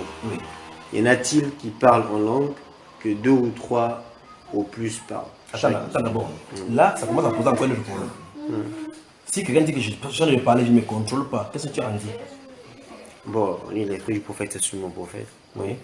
Bon, quand on voit donc que les gens parlent partout, waouh, on dit qu'il ne peut pas s'arrêter. Que non, j'ai parlé ma bouche, je ne parle même pas à m'arrêter. Qu'est-ce que ça veut dire? Ça veut dire qu'il ne... Peut-être c'est eux-mêmes, peut-être c'est un esprit. On voit ça partout. Et le pasteur lui-même, il va parler en langue, il prie en langue, n'est-ce pas? Non, c'est que je veux savoir, en fait. Oui. Excusez-moi, pour ça, c'est un peu choquant pour moi. C'est choquant, ma soeur. C'est que je veux savoir. Vous-même, vous parlez en langue. Non, je ne parle pas ça, mais j'ai passé dans des langues. Là. Non. Peut-être, je demande si dans votre marché du Seigneur. Oui. Est-ce que vous avez été peut-être séduit peut-être par ça? Est-ce que vous tu sais, parlé cette il va vous expliquer maintenant c'est que ma vie chrétienne un peu. Je ne suis pas passé par les dénominations. Je ne suis pas passé par les dénominations. Donc, je n'ai pas été infesté par cela. Dieu m'a appelé pour que je vais réparer ces choses. C'est le but pour lequel je suis venu sur la terre. Il m'a appelé pour venir réparer ceci. La première fois qu'il dit ça, c'était choquant. Parce que les gens m'ont regardé comme ça. D'autres personnes ont dû se séparer de moi. Mais Dieu m'a dit, reste tranquille, parle. Parce que ce n'est pas ça. Il y a des choses encore qu'il dit là. Tu vas dire que frère Junior, c'est bon, bonne nuit. Et ça, ce n'est qu'une petite partie. D'accord? Parce que c'est la pierre d'achèvement. L'histoire, si de parler en langue, c'est pour les pentecôtistes, c'est que le mari est pour les catholiques. Tu veux parler aux catholiques des baptêmes d'eau sur la tête, ça ne les dérange pas. Touche Marie. Tu sauras qu'il y a quelqu'un qui défend cette cause-là là-bas. Parce que ici, derrière ici, se trouve la séduction qui permet à ce que vous blasphémez le nom de Dieu, croyant que vous en allez le glorifier. Parce qu'il se cache derrière, sachant que vous ne comprenez pas ce que vous en allez dire. Mais moi, c'est ce que je veux comprendre. Quand on va finir, il va dire maintenant comment le baptême de Saint-Esprit vient. Vous n'êtes pas, vous n'étiez pas à la dénomination, mais une personne en France, si tu es dans la dénomination, elle a aussi. Comment vous avez commencé à douter de ce parler en langue? Je veux savoir ça. Okay. Si vous avez reçu un enseignement, vous étiez dénomination, mais qu'est-ce qu'il y a en fait? Ben, moi, très simplement, un matin, clairement, je commençais à me sentir. J'étais mal en paix avec ça, j'étais pas en paix avec ça. Je me suis dit, qu'est-ce qu'on est en train de parler? Et je suis reparti dans les Écritures. Et quand je suis reparti dans les Écritures, je me suis dit, mes yeux ont commencé à s'ouvrir naturellement. Je dis, mais quand je relis, je vois que ce qu'on fait, parce que déjà même, il y a une base qui est très importante à comprendre. Lorsqu'on voit la manifestation au sein de nos assemblées, n'est-ce pas? Au sein des assemblées, on voit le désordre qu'il y a. Lorsqu'on repasse demander 1 Corinthiens 14 que tu viens de lire, on voit l'ordre que Paul met. Or, il savait que depuis, et je vous prends en témoin, est-ce que vous avez déjà vu une seule fois un culte qu'on peut faire où il y a eu un ordre? C'est-à-dire, on voit qu'une personne parle en langue, après il y a l'interprétation. Jamais. De mémoire des pasteurs que je n'ai jamais vu une seule fois un culte où on a parlé en langue à tour de rôle avec interprétation. Donc, ça tout de suite, ça pose un problème. Si Attends frère, il ne te coupe pas. Ça montre que si vous êtes 100 dans une assemblée et que tous ont le don de cette langue-là et que Dieu a donné tous les autres dons sans donner le d'interprétation, c'est que lui, il est le premier désordonné. Parce qu'il est censé interpréter ce qu'il a dit pour que les gens soient édifiés. Continue seulement ton frère. Effectivement, à partir du moment où on voit que dans la pratique au quotidien, dans les assemblées, ça a toujours été non conforme aux Écritures, naturellement, ça a attiré mon attention. Je dis, ah tiens, si on a toujours fait ça, alors que dans les Écritures, disent clairement que si au plus 3 personnes parlent et chacun après, plus de 3 personnes parlent déjà, ça veut dire que le Saint-Esprit ne peut pas ne peut pas mentir. Le problème n'est pas chez le Saint-Esprit ou la parole de Dieu, le problème est chez nous. Mais bon, si parmi tu dis 3 personnes, si on dit c'est à des non-croyants, supposons. Non. Il ne parle pas à des non-croyants. Ce n'est pas qu'on ne parle à des non-croyants. Non, c'est pas cela. Non, pas non-croyants. À des personnes étrangères, d'accord. Oui. À des personnes étrangères, donc pour moi. Si c'est ce à quoi le parlant, donc c'est pourquoi là, dans le cas de l'église que Paul parle, si un parle en langue, l'autre est l'interprétation, ça c'est quoi? Parce qu'en fait, il a expliqué dès le départ que si entre un non-croyant et que celui où parlez, et si celui-là est là-bas, les pensées de son cœur sera dévoilé. Il y a au-delà de cela le mystère que s'il y avait du temps, j'expliquerai derrière ces choses si l'âme. Moi je pense que Pierre disait que l'esprit de l'Antéchrist, c'est l'esprit qui ne peut pas admettre que Jésus-Christ est Dieu. Vraiment, hein? Je te montre dans la Bible ça. Il disait ça, non? Non, il dit que qui est celui qui revenait que Jésus n'est pas le fils de que Jésus n'est pas le fils de Dieu. Celui qui est tel, c'est l'esprit d'Antéchrist. Qu'est-ce que tu voulais dire? Celui qui ne confesse pas Jésus-Christ venait en chair. Voilà. C'est 1 Jean chapitre 4 là. Oui. Voilà. Bon. Qu'est-ce que tu veux dire par là? Je te pose, est-ce que tu penses que Satan peut glorifier Dieu? Oui. Dans tout ce qu'il fait, oui. Il peut faire ses louanges. Oui. Il peut même le démon le fait. Si tu veux, c'est là la chose. Je vais dans la Bible, je te montre un à un. Parce que moi je parle de ça parce qu'il y a des frères qui ont rendu un témoignage où ils étaient chez eux, ont été visités par le Seigneur. Oui. Pendant quelques jours, ils sentaient la présence du Seigneur. Il y a un qui se mettait à parler en langue et il y a l'une d'entre elles qui a, je ne sais pas si tu as connu l'histoire, non? Les frères de Bourgogne. Il y a une qui a reçu l'interprétation et elle interprétait justement le parlant en langue de l'autre. Oui. Bon, maintenant, ça c'est le témoignage, ça c'est l'expérience. Mais l'écriture, c'est autre chose. D'accord? Parce qu'il ne peut pas dire son témoignage, mais il faut que tous les témoignages doivent être faits à l'image, à la parole. Par exemple, quelqu'un m'a posé la question aujourd'hui, parce qu'il y a un problème avec les visions. Et je rends grâce à Dieu que ça soit posé ainsi. Celui-là m'a posé la question aujourd'hui, Seigneur, frère Junior, quand il a posé la question, je savais exactement où il allait. Comment les gens disent qu'ils ont vu Jésus pleurer pour les gens qui vont en enfer. Ça pose problème directement avec la Bible. Que Jésus parlait, il pleurait parce qu'il y a beaucoup de témoins qui disent que Jésus pleure. J'ai vu Jésus qui pleurait tellement parce qu'il disait que voilà les gens pour lesquels il allait en enfer, à la croix qui sont allés en enfer. Mais Jésus sur la terre a dit que aucune de ses brebis ne s'égarera. Donc il y a 2 Jésus, l'un qui était sur la terre. Donc il y a un problème, n'est-ce pas? Oh, le témoignage de l'Écriture nous est laissé. N'est-ce pas si tu comprends? Jésus sur la terre dit que j'ai achevé l'œuvre. Il a dit que j'ai une mission accomplie. Sur la croix, il a inspiré que tout est accompli. Dans Jean chapitre 36, verset 36, il a dit que la volonté de mon Père, c'est que je donne ma vie et que je sauve tous ceux qui viendront, tout ce qu'il m'a donné. Et il a dit qu'il ne perde personne, aucun. Je leur donne la vie éternelle, ils ne périront jamais. Puis à la fin de sa course, il dit que tout est accompli. Parce que dans Hébreux chapitre 10, il était question que il y avait des sacrifices qu'on donnait. Il dit que tu n'as venu ni sacrifice ni holocauste, mais tu m'as formé un corps. Dans le rôle de l'élu, il est question de moi. C'est pour ça qu'il dit, je viens pour faire ta volonté. Pour faire la volonté, parce que ce que les sacrifices ne peuvent pas faire, il est venu faire cela. Et il a en finissant, il a dit que tout est accompli. Donc, ça veut dire qu'il a mis à l'abri tout ce que Dieu lui a donné. N'est-ce pas? Maintenant, quelqu'un vient dans la vision maintenant. Il dit qu'il a vu ce même Jésus en train de pleurer. Parce qu'il peut pleurer. Mais le but pour lequel il pleure, c'est que les gens sont en train d'aller en enfer. Et là, d'après ce que la personne est là, c'est que et les autres ne sont en train de rien faire pour qu'ils soient sauvés. Quelqu'un t'a prêché l'évangile pour que tu sois sauvé? Il y a un problème. Il y a un problème dans ces il peut vous en prendre comme ça plusieurs. Maintenant, qu'est-ce qu'il doit faire avec ces personnes? La personne m'explique. Le vrai problème, c'est qu'il a vu quelque chose. C'est-à-dire qu'il y a une vision qu'il n'a plus. Il ne peut pas dire que non, c'est faux. Parce que la personne a reçu quelque chose dans son esprit. Et il a vu vraiment. Maintenant, c'est qu'il faut amener ces choses-là à la parole. C'est la parole qui est la règle. Parce qu'un catholique va dire, Marie est venue dans ma chambre. Une femme est venue dans ma chambre. Elle m'a dit, continue à réciter les rosaires. Quand tu fais comme ça, le Saint-Cœur de Jésus, son sang coule toujours parce qu'il pleure pour les âmes. Après, il dit que ce que tu demandais là va venir dans 2 jours. Dans 2 jours, la chose arrive. Et ça arrive. Vous voyez qu'il y a un problème avec les visions, n'est-ce pas? Comment tu vas dire à cette femme, c'est que non, Marie n'est pas, Marie est morte, elle est en enfer comme tout le monde. Maintenant, il va falloir que tu l'amènes dans les Écritures parce que cette personne qui a vu Jésus qui pleure a vu quelque chose. Cette personne qui a vu Marie a vu quelque chose. Si toi tu as vu Jésus, l'autre a vu Marie, sur quelle base toi qui as vu Jésus va dire que ton mari est fausse? Il y a une référence, c'est les Saintes Écritures. Parce que les Saintes Écritures sont faites de telle sorte que si tu dis que même si tu es sérieux, si c'est contre aux Saintes Écritures, je crois aux Saintes Écritures parce qu'il a dit que même c'est un ange du ciel qui vient annoncer un autre évangile. Parce que si ces jours-là je me trompe, c'est Dieu, c'est avec sa parole que moi je vais présenter devant lui parce que tu avais dit que je prends comme garde-fou la parole. Donc maintenant tu as la parole devant toi et tu as l'espérance de quelqu'un.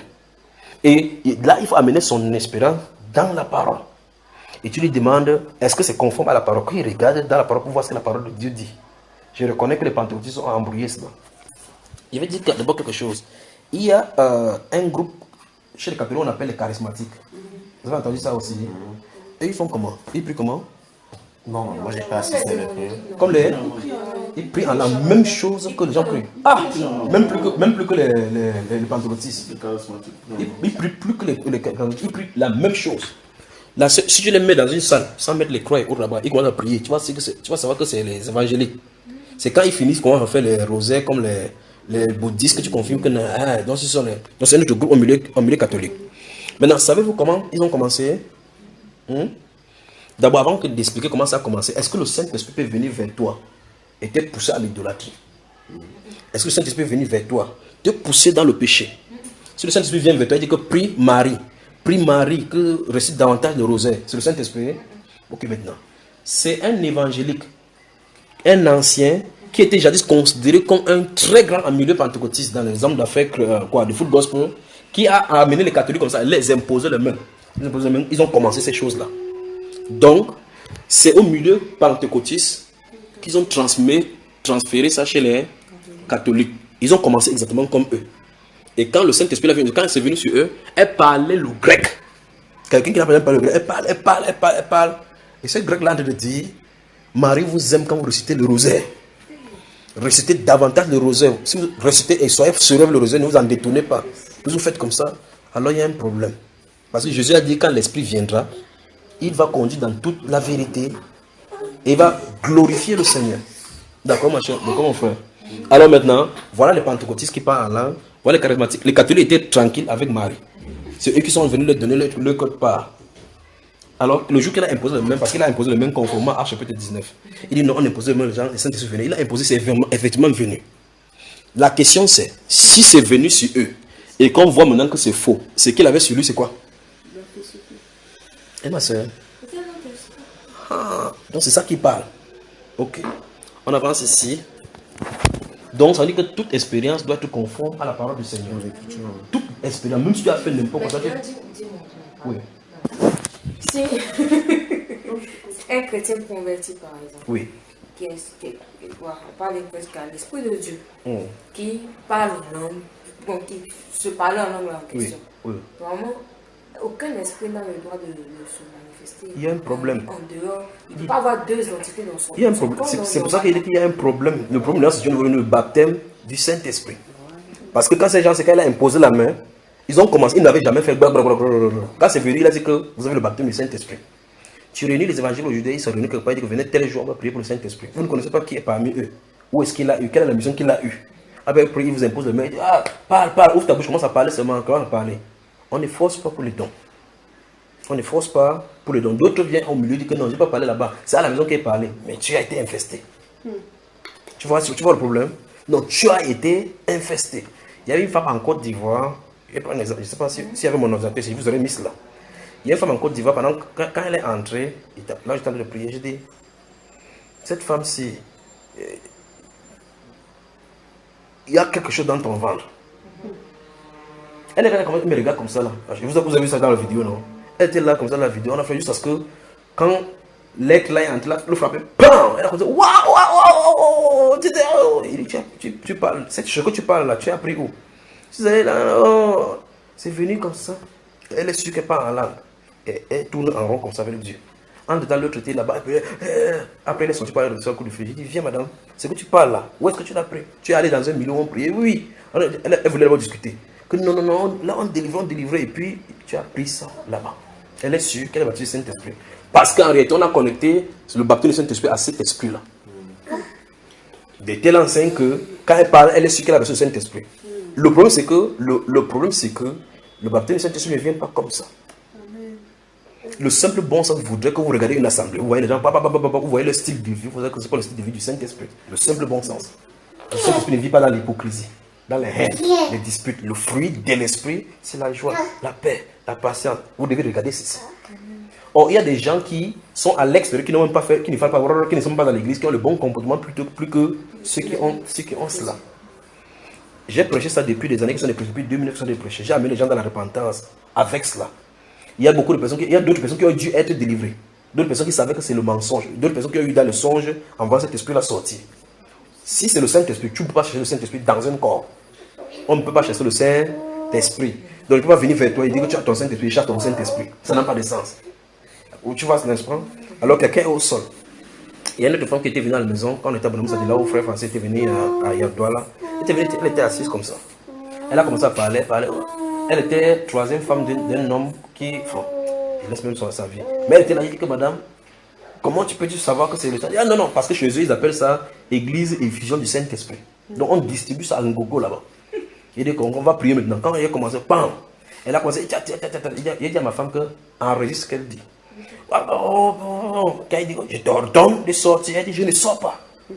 Alors je pose la question. Le Saint-Esprit peut-il chasser le Saint-Esprit? Je ne peux pas m'aventurer. Il y a encore une autre là-bas à qui on commande. Le Saint-Esprit m'a dit, avance vers lui. Je impose la main une fois, deux fois. Qui es-tu? Il dit qu'il s'appelle Elohim. Le Saint-Esprit dit qu'il insiste. Je dis, qui es-tu? Qui es-tu? Après il chante, il dit qu'il ne dit pas son nom. Elle a commencé, la voix a changé. Dans l'église, on l'appelle prophète. Alors vous devez poser la question sur le Saint-Esprit. Quand est-ce que... Et donc, le vrai baptême du Saint-Esprit, vous allez regarder maintenant, allez doucement dans la Bible. Aujourd'hui, nous allons commencer dans Jean chapitre 7, verset 37. Puis vous avancez maintenant, ça c'est la promesse de Jésus. Ceux qui croient en moi, des fleuves de vie couleront de son sein. Vous allez étape après étape dans les actes des apôtres, comment les gens ont reçu le Saint-Esprit, quel était le style de vie, la manifestation. Ça doit commencer là-bas. Si c'est pas comme ça. Oui, excuse-moi, moi j'ai vécu une expérience. Oui. Et je veux que tu me dises ce que tu en penses. Capou Séverin, je connais. Oui. Petit-fils. Moi je suivais, à l'époque quand j'étais comme bon, oui, je m'étais donné à fond. Oui. Je suivais l'enseignement de Capou Séverin. Et moi je recherchais le don de parler en langue et tout ça. Stop, voilà, arrêtons d'abord, j'explique dans ceci. Il dit pas peut-être qu'il parce que ça concerne beaucoup de personnes qui sont dans l'église ici. Tu vois effectivement que, remarquez très attentivement, dans 1 Corinthiens 14, l'apôtre Paul explique qu'on aspire au don spirituel, mais surtout à celui de la prophétie. Vous ne pouvez pas aspirer, remarquons très attentivement qu'on est dans 1 Corinthiens 14. Dans 1 Corinthiens 12, verset 13, le problème du baptême du Saint-Esprit est déjà réglé. Je veux que vous compreniez bien la nuance. Dans 1 Corinthiens 12, verset 13 dit, nous avons tous été baptisés dans un seul esprit pour former un seul corps. Donc il s'adresse à ceux qui sont dans ce corps-là, qui ont été baptisés. Puis il dit maintenant que aspirer au don spirituel. Parce que si tu as le Saint-Esprit maintenant, tu peux souhaiter avoir tel don pour que l'église, pas pour t'inventer, pour que l'église en soit édifiée. Maintenant il dit aspirer. Donc aspirer ici, c'est uniquement pour ceux qui ont déjà été baptisés dans le Saint-Esprit. Maintenant, le problème maintenant avec ça, c'est pour ça que je vais prendre cela pour expliquer avant de te laisser continuer. C'est que les gens viennent dans l'assemblée aujourd'hui. Qu'est-ce qu'on leur dit? On dit que priez pour que Dieu vous donne le don des langues. Vous avez vu le problème, n'est-ce pas? quelqu'un sort du catholicisme, même si on est baptisé, l'autre là-bas, il commence à parler. On les incite à prier pour demander le parler en langue, pas le Saint-Esprit. Vous voyez la différence? On associe quand même un peu pour le baptême du Saint-Esprit qui se manifeste par le parler. Parce qu'on vous a dit que ça se manifeste par le parler en langue. Si dans son plan, parce qu'il a dit que tous parlent en langue, la réponse est non. Alors si dans son plan, il n'a pas prévu cela pour toi, qu'est-ce qu'il en est? C'est pour ça qu'il faut prier, qu'il donne d'abord son esprit. Et donc là, avec son esprit, on peut aspirer. Oui, donc tu dis que tel est... Non, je suivais le témoignage un peu sévère sur le don spirituel, tout ça. Oui. Franchement, j'aspire au don spirituel. Jusqu'à présent, quand j'aspire au don de parler en langue. Et le soir, je fais un songe. Et je songe, il y a quelqu'un sévère qui vient me voir. Et il me dit... Là, il était déjà mort. Il était déjà mort. Oui. Il me dit, tu veux parler en langue? Et il me pose la main. Oui. Et puis il me dit, vas-y, parle en langue. Parle en langue. Et j'essaie de parler en langue, mais ça sort pas. C'est bloqué. Oui. Je sens que c'est bloqué, ça sort pas. Bon, une fois de plus, je mets encore un point, parce que tu as dit que je dis ce que j'en pense. Maintenant, très souvent, que ce soit à la radio, je n'aime pas dire ce que je pense, j'aime dire ce que l'Écriture pense. Il y en a combien de dons spirituels qu'on connaît? 12. Prenons les 9 dans le don pour la guérison. Si tu pries, comment on va faire pour t'entraîner pour que tu aies la guérison? Le don de guérison, par exemple. Comment on va faire? Il dit ceci, parce que là, il a dit, quand on se fait venir dans le songe, il dit parle. Et tu vois que ces songes sont conformes à ce qu'on fait aujourd'hui dans les assemblées. Pas vrai? Maintenant, est-ce que dans la Bible, vous avez vu qu'on a prié pour quelqu'un pour qu'il parle en langue? Donc, ça veut dire que ce qu'on fait aujourd'hui est contraire aux Écritures, parce qu'à chaque endroit, personne n'a prié pour que un don soit donné à quelqu'un, ou bien le don de langue particulièrement. D'accord? Le Saint-Esprit vient et il se manifeste à chacun selon qu'il veut. Tu vois la différence, n'est-ce pas?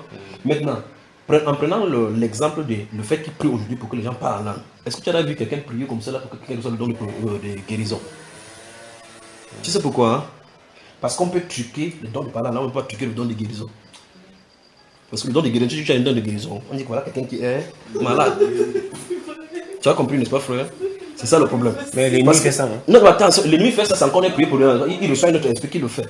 Mais il dit que dans l'église, on ne fait pas ça. Pourquoi? Parce qu'on ne peut pas imiter. On ne peut pas imiter cela. Parce que si tu dis comme ça, c'est parce que quand tu dis puisque tout le monde fait c'est plus facile de tromper avec cela. C'est donc pour cela que j'invite chaque personne, comme l'apôtre Paul a fait ici, qu'il y a un frère qui s'est séparé de moi. Je lui ai dit, frère, je ne t'en disconviens pas que tu te sépares de moi. Mais ce que je vais te dire, c'est que je ne parle pas à te convaincre, je n'ai pas le droit de te convaincre. Je te dis, c'est ce que l'Écriture dit. Si tu penses que ça vient de Dieu, va demander l'interprétation. C'est simple. Si tu penses que ça vient de Dieu, va demander l'interprétation si Dieu te donne. Parce que s'il donne le don de langue facilement, comment il peut donner 800 000 langues? Il ne donne pas une seule interprétation. Vous devez vous poser des questions. Et pourtant, c'est censé être donné pour que l'Église soit édifiée. Est-ce que tu as prié pour le don du parler que tu as reçu? Maintenant, tu as prié pour les... Si tu pries déjà pour le don de parler en langue, il y a un problème dès le départ. Tu dois pas prier pour ça. On ne prie pas pour ça. Non, il faut d'abord, il y a une première chose qu'il faut faire dès le départ, il faut le baptême du Saint-Esprit. C'est ça le problème. 1 Corinthiens 12, verset 13, nous avons tous été basés dans un seul esprit pour former un seul corps. Chapitre 14, aspirer au don spirituel. Qui? Ce qui est baptisé du Saint-Esprit. Mais donc, si on est converti, on est déjà basé du Saint-Esprit, la conversion, c'est autre chose. La conversion, c'est autre chose. Mais si on dit nous avons tous été baptisés dans le... C'est pas tout le monde. Quand il dit tous, il a dit parler, quand il écrit comme ça, il parle à ceux qui que cette condition est réalisée. Quand il déclare que si quelqu'un est en Christ, quand quelqu'un va prendre ça, un païen va lire ça, il va voir quoi? Quelqu'un est en Christ. Est-ce que ça le concerne? Si un non-croyant prend 1 Corinthiens 12, là, il dit nous avons tous été baptisés du Saint-Esprit. Après, il dit que, ok, donc ça dit qu'on parle aussi de moi. Ça parle de lui. Donc, c'est pour les croyants. Parce que Jésus avait dit dans Jean 7 que tu as commencé à lire, dans cette 37. Il dit cela de l'Esprit. Il dit que ceux qui croient en lui, des sources d'eau couleront de son sein, comme dit les Écritures. Il parle cela de l'Esprit. Prends Luc, le livre de Luc là. Il parle cela, Luc chapitre 22. Il parle cela de l'Esprit que devaient recevoir ceux qui croiraient en lui. Il y a croire en lui, oui. Je comprends un peu la préoccupation des Sakuna parce qu'il y a un gros souci. Je vais poser cette question. Oui. On a distingué, on nous a enseigné l'illumination qu'il y a une différence entre la nouvelle naissance et le baptême du Saint-Esprit. Tu vois le problème. En fait, je crois que tout part de là. C'est pour ça que les gens vont c'est un vrai problème là maintenant encore. C'est ça. Ah mon Dieu. C'est fort, hein? C'est grave, c'est grave. Mais c'est ça, donc moi je dirais même que à la fin, si on peut prier jusqu'au bout. On n'a pas délivré l'esprit de Kako sévéré. Non, attention, regarde bien, c'est pas tout ça seulement. on résout ça facilement, parce qu'en réalité, on résout ça facilement. Il suffit seulement que vous soyez dans le vrai avec le Seigneur. Parce que ce que Dieu fait avec ses enfants, c'est que même si on trompe ses enfants, on ne doit pas le tromper pour toujours. Si tu es dans un milieu qui n'est pas bien, tôt ou tard, il crée problème pour vous sortir. Si... Mais tu sais que tu n'as pas parlé après. Mais le problème, c'est qu'il y a un impact spirituel dans l'esprit. Parce qu'il t'a visité déjà. En fait, il y a te raconter ce qui se passe dans la vie spirituelle. Il y a l'impression que moi je stagne, en fait. Je te dis clairement comment les choses sont. Depuis quand tu devrais passer. Sa femme dit que depuis que Kako Sévéré est passé. Non, parce que du tout pour il écoute des prédications la nuit, Kako Sévéré le visite. Et tu vois que c'est normal que c'est Kako Sévéré qui vient passer, ce sont ces prédications que tu as écoutées. Si tu avais écouté pour quelqu'un d'autre, si quelqu'un... Non, il écoute pour d'autres personnes, mais quand c'est Kako Sévéré... Non, en fait, même il va écouter, mais là où son cœur est plus attaché, c'est Kako Sévéré. C'est pour ça que ça peut venir dans ce là. C'est pas Kako Sévéré, c'est Kako Sévéré. Tu priais que dans le don spirituel, parce que tu as écouté l'enseignement sur le don spirituel, comment il a dit non? J'ai soupiré au don spirituel. Quand j'ai fait une recherche sur YouTube, des prédications sur le don spirituel. Oui. Il y a la prédication de Kako Sévéré qui a parlé. Ah tiens, j'allais écouter sa prédication. Paf, il est balancé. Non, il n'y avait pas un amour particulier. Tu as dit qu'ok maintenant, il a fait comme il a dit. Et quand j'ai fini sa prédication, le soir j'ai dormi et j'ai eu la visitation. Voilà. En fait, je te dis, en fait, mon problème que j'ai, ça peut être peut-être l'orientation par rapport à la prière, si le Seigneur permet. Oui. C'est que j'ai eu des attaques spirituelles. Oui. Il y a une fois, il y a 3 démons qui m'ont attaqué. Oui. Ils étaient vraiment énormes. Oui. Ils étaient vraiment grands et leur pied était retourné dans l'autre sens. Oui. Là, ils marchaient en sens contraire. Ils venaient devant toi, mais le pied regardait derrière. Ils m'ont encerclé, c'est qu'il y a un qui est là, il y a un qui est là, il y a un qui est là. Et moi, je suis au milieu d'eux. Oui. Maintenant, eux, quand ils s'arrêtent, c'est comme les animaux là. Oui, le pied est tordu un peu. Voilà, c'est dans l'autre sens. Oui. Et ils étaient tout gris, ils avaient les yeux autour de la tête. Oui. Et quand ils m'ont vu, ils m'ont dit, donc c'est toi qui veux servir Dieu là. Oui.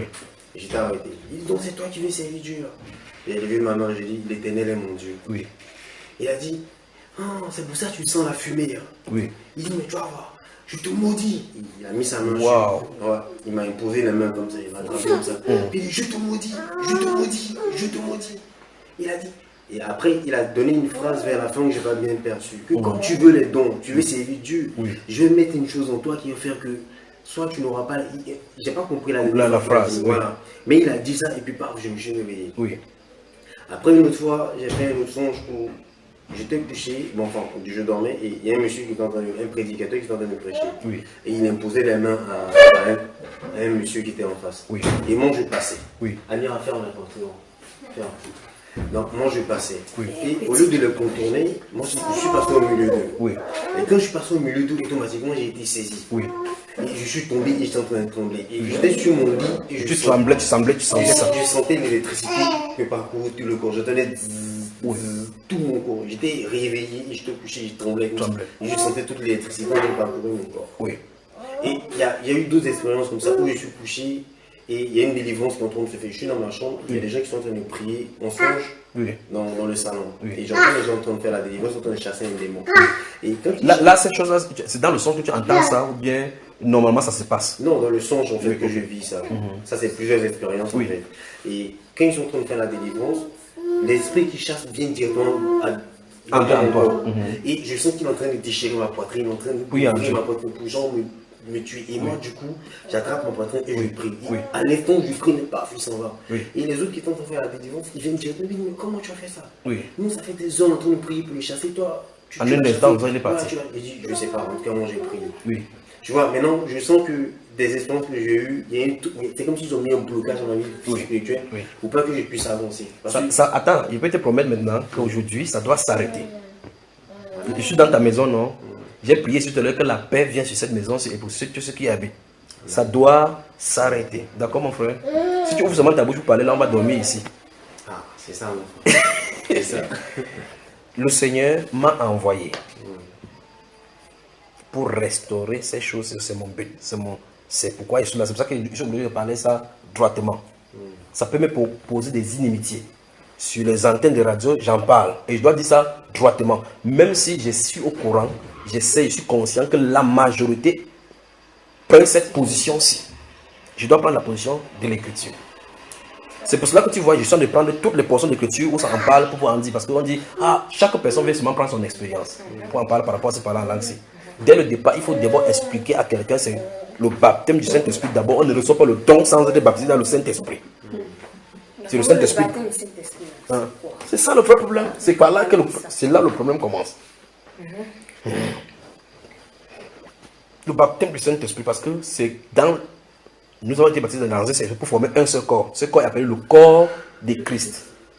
Lorsque tu es dehors ici, voici les chaises ici dans cette maison, le don spirituel, ou bien le travail que Dieu te donne de faire, ce travail se trouve dans le corps, pas à l'extérieur du corps. Et pour que ce travail soit fait par toi, il faut que tu sois où? Dans le corps. Si tu es à l'extérieur de cette maison-ci, la porte est fermée, tu dis, il y a ma place à tel endroit, il y a ma place à tel endroit, tu ne t'assieds pas tant que tu n'entres pas dans cette maison-ci. Et par conséquent, lorsqu'on ouvre la porte, tu y entres, tu peux donc maintenant occuper la position qui est tienne. Le baptême du Saint-Esprit, donc, englobe quelqu'un et l'amène dans le corps. Nous avons été baptisés dans un seul esprit pour former un seul corps. Maintenant, lorsqu'on y entre, il dit à l'un est donné. Vous avez vu la chose, n'est-ce pas? À l'un est donné par l'esprit. Tel, à l'un, pour l'utilité commune. Donc, on a forcé le départ par rapport au Saint-Esprit. Il y a un travail de fond qu'il faut d'abord faire, du nettoyage par rapport à cette vomissure dont Isaïe en a parlé. Les vomissures qu'on a pris par-ci, par-ci, par-là, par-ci, par-là, par-là, par-là et autres là-bas, pour que ce nettoyage soit fait. C'est pour ça que le Saint-Esprit dit, dans notre dernière époque, aie donc du zèle. Parce qu'il sait effectivement que les gens n'auront pas de zèle pour l'audace pour se repentir. Parce qu'on est entré dans la prospérité, le doré prospérité, au point où, quand on voit que le matériel est là, on croit que c'est Dieu qui a de faire. Alors, il dit qu'on est aveugle, nu, pauvre, misérable. Il dit nu. Il n'y a pas le revêtement de cet esprit-là. Et donc, il dit, je te recommande donc de faire, aide donc du zèle et répands-toi. Donc, la première chose à faire, c'est la repentance. Même si vous êtes passé n'importe quel, vous avez été infesté un peu comment, il y a une chose qui est vraie. Dites-vous seulement que vous allez chercher le Seigneur. C'est pour cela que n'acceptez pas que quelqu'un vous impose les mains. Laissez que Dieu vous nettoie dedans. Il peut faire n'importe quoi dans votre vie sans vous imposer. Moi-même, je ne vous imposerai pas les mains. D'accord? Donc, vous allez demander au Seigneur lui-même de vous nettoyer. Et vous allez voir ce qu'il va en faire. Qu'il vous nettoie. Alors, le Luc chapitre 22. Regarde, je suis attentivement ici. Il y a quand même là. Donc, le problème qu'on a dans maintenant, et tu sais, est-ce que c'est que sans le baptême Saint-Esprit, si tu attends l'enlèvement, tu ne partiras pas, si tu n'as pas le Saint-Esprit, le baptême Saint-Esprit, tu sais ça, non? Il faut parler, c'est quoi le baptême Saint-Esprit? Bon, comme vous avez le net, on est à minuit là maintenant. Il y a, c'est quoi le baptême Saint-Esprit? Ou bien quand on va arriver, on va vous envoyer ça sur le truc, j'en ai déjà parlé, d'accord? Je vais envoyer tous les liens qui concernent ça. Je vais savoir avant que tu me passes. Je comprends. Tu vois que j'esquive tout ce qu'on a dit parce qu'il est parlé du cas général. Après là, quand tu ça brûle maintenant, il faut dire. Écoute maintenant. En fait, ce que je veux comprendre aussi, si je peux me permettre. Oui, mon frère. Ce que je veux comprendre, c'est que on peut même te dire quelque chose te concernant. Mais tant que toi-même, ça n'a pas été révélé dans ton cœur. Et pour que ça soit révélé dans ton cœur, il faut que tu effectivement, le Saint-Esprit t'ait enseigné et te montre que ça ne va pas, et que tu te lèves, que tu dis, je ne suis pas baptisé du Saint-Esprit. Parce qu'on peut te dire, ah tiens, par rapport aux expériences que tu as vécues.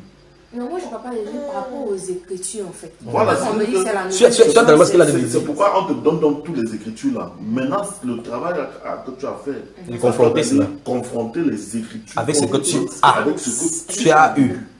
En fonction de ça, tu vas sortir certainement si tu es baptisé ou pas. Non, mais vous pouvez expliquer la nouvelle naissance. Non, attends, c'est pour ça que je ne dis. Qu'est-ce que le baptême? Attends, suis attentivement ce que je viens de dire.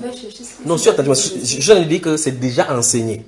Il y a ça dans le lien pour qu'on continue à ce que j'en ai fait. Parce que là, il va encore prendre 2 heures pour cela. Je vais seulement te donner deux ou trois versets. C'est développé dans les versets. On va vous donner des séries, comme ça tu vas prendre le temps d'écouter et puis tu vas en tirer ce qu'il en est, parce que c'est clair là-bas. Maintenant, là je pose une question. Quand est-ce qu'on est converti? Quand l'esprit vient avec nous, quand on est réel, quand l'esprit est venu. Non, moi je suis que j'étais converti lorsque je savais que... On pose la question générale, c'est si elle rentre seulement sur elle. Non, je parle de ce que je connais. Oui. C'est lorsque j'ai senti qu'il y avait une autre personne qui habitait en moi, qui me poussait à fuir le péché, qui me parlait. Bon, Qui me donnait la haine des choses que j'aimais avant. Il était en toi avant de parler ou bien il parlait de l'extérieur? Comment ça? En moi. C'est à l'intérieur. Bon, quand est-ce qu'il est entré alors? Je sais pas. Donc dans ce cas, il y a un problème. Tu vois qu'il y a un problème. Je ne parlais pas le jour, mais je... Non, j'arrive, ne t'inquiète pas, il ne parle pas du jour. Il dit que, suis attentivement. En réalité, l'œuvre du salut ne concerne pas les hommes. Du début jusqu'à la fin. En réalité. C'est là qu'il faut avancer vraiment doucement. L'œuvre du salut. Que ce soit la prédication, que ce soit la croyance, la conversion, la transformation, l'homme n'a rien à voir là-dedans. C'est Dieu qui utilise l'homme. Je vais prendre le cas de l'énigme éthiopien. Il est à Jérusalem. Il vient finir ce qu'il a fait l'un des parties. Personne ne sait qu'il était à Jérusalem. Il est dans le désert. Il y a quelqu'un qui le voit. Qui? Dieu. Philippe est de l'autre côté là-bas. Il ne sait pas qu'il y a quelqu'un qu'on appelle l'énigme éthiopien. Dieu lui dit, va de l'autre côté là-bas. En détail, il a lit la Bible, il ne comprend même pas. Philippe, en allant là-bas, il ne sait même pas qui est là-bas, qui va rencontrer. Il n'a pas préparé la prédication. Il avance. L'esprit lui dit, avance vers ses chars. Vous voyez ce que l'histoire de faire? C'est l'esprit qui est derrière, et en même temps chez l'ennemi éthiopien, en même temps chez... Mais il sait ce qu'il est en train de faire, parce que le but, c'est le salut de cet homme-là. Donc, Philippe n'a rien à voir là-dedans. Avance vers ses chars. C'est pour ça qu'on nous appelle esclaves du Seigneur Jésus. Parce qu'un esclave, c'est celui qu'on nous dit, va, tu vas, viens, et tu viens. Alors quand il avance, il entend le discours qu'il a de faire. On dit partant de là, il a lancé. Il n'a pas préparé la prédication. Donc il ne savait pas que, il ne dit pas que si j'ai fini ma prédication, il veut dire que répète ceci après moi. Dis si. Tu vois un peu. Quand il finit là-bas, lorsqu'il rencontre le chemin, ouais, c'est ça. Quand il rencontre sur le truc, il dit voici l'eau. Qu'est-ce qui m'empêche d'être baptisé? Ils ont été baptisés. Remarquez ce qui arrive. On dit dès qu'ils ont été baptisés, l'esprit enleva Philippe. Donc il a disparu. Dieu l'a enlevé. Le mec repart. Normalement, ça doit poser problème avec ce monsieur-ci qui vient de me baptiser. Maintenant, on commence à analyser. Le monsieur, là, l'élu éthiopien, là, il part en Éthiopie. Il n'y a pas d'église là-bas. Aujourd'hui, chez nous, on dit écris ton nom dans la liste ici, sinon il faut qu'on te suive, sinon tu vas te perdre. N'est-ce pas? C'est ce qu'on dirait. Lui, il va là, qui va le surveiller? Le Seigneur, parce que c'est lui qui est à l'initiative de cela. On n'a pas peur de garder son salut, parce que celui qui a sauvé garde. Tu vois, il y a beaucoup de choses à développer. Mais ce qui veut dire, c'est que l'œuvre du Seigneur est faite par le Saint-Esprit. Le prédicateur est envoyé par le Saint-Esprit. Quand il parle, le message qui doit toucher le cœur est ordonné par le Saint-Esprit. Le prédicateur ne peut même pas être au courant de ce qu'il a de dire. Ni de ce qu'il va dire qui est important. Parce que les gens croient que c'est en disant que moi, la croix, il a collé son sang, il a tellement souffert. En faisant comme ça, qu'il va faire que ça va toucher les gens. C'est pas ça. C'est le Saint-Esprit qui dispose de la parole qui va pénétrer le cœur de quelqu'un. Vous voyez cela, n'est-ce pas? Là maintenant, ton cœur, c'est lui qui le prépare. Acte chapitre 16 nous parle de l'histoire de Lydie, qui était parmi les femmes. L'apôtre Paul parlait, on dit, le Seigneur ouvrit le cœur de Lydie afin qu'elle fût attentive à ce que disait Paul. Tu as vu? Paul a dit de parler ici, par le Saint-Esprit. Le Saint-Esprit a ouvert le cœur de Lydie ici, par le Saint-Esprit. Quand le Saint-Esprit ouvre, c'est ça, il touche ton cœur. Quand il ouvre le cœur, il se trouve où? Non, suis attentivement. Il dit le cas que j'en ai raconté là. Voilà, donc en fait, il faut donc expliquer aux chrétiens qu'il y a l'œuvre de l'extérieur, il y a l'œuvre de l'intérieur. L'œuvre de l'intérieur commence quand tu es dans le corps. C'est-à-dire quand il travaille de l'intérieur. Avant de travailler de l'intérieur, il a travaillé de l'extérieur pour préparer la place, pour venir entrer. Et quand il entre, tu dois savoir quand il est entré. Tu as compris maintenant ce que ça veut dire, n'est-ce pas? J'espère que c'est bien. Tu as aussi compris, frère? Tu dois savoir, mais comme c'est une œuvre spirituelle, tu ne peux pas définir le jour, genre comme ça. Non, regarde. Voilà. Quand chapitre 2, quand c'est passé, il savait. Parce que chaque fois, il peut raconter comment ça se passait. Mais tu peux savoir sans connaître. Nous autres, on écoutait chez les musiciens. Non, suis attentivement ce que j'en ai dit. Quand l'apôtre Paul était quand le Seigneur a saisi l'apôtre Paul en route, il est resté 3 jours sans manger, sans boire. Le monsieur, comment il s'appelle, Ananias est venu lui imposer même pour qu'il soit rempli de Saint-Esprit. Donc l'apôtre peut raconter ça n'importe quand, il sait exactement le jour où ça s'est passé.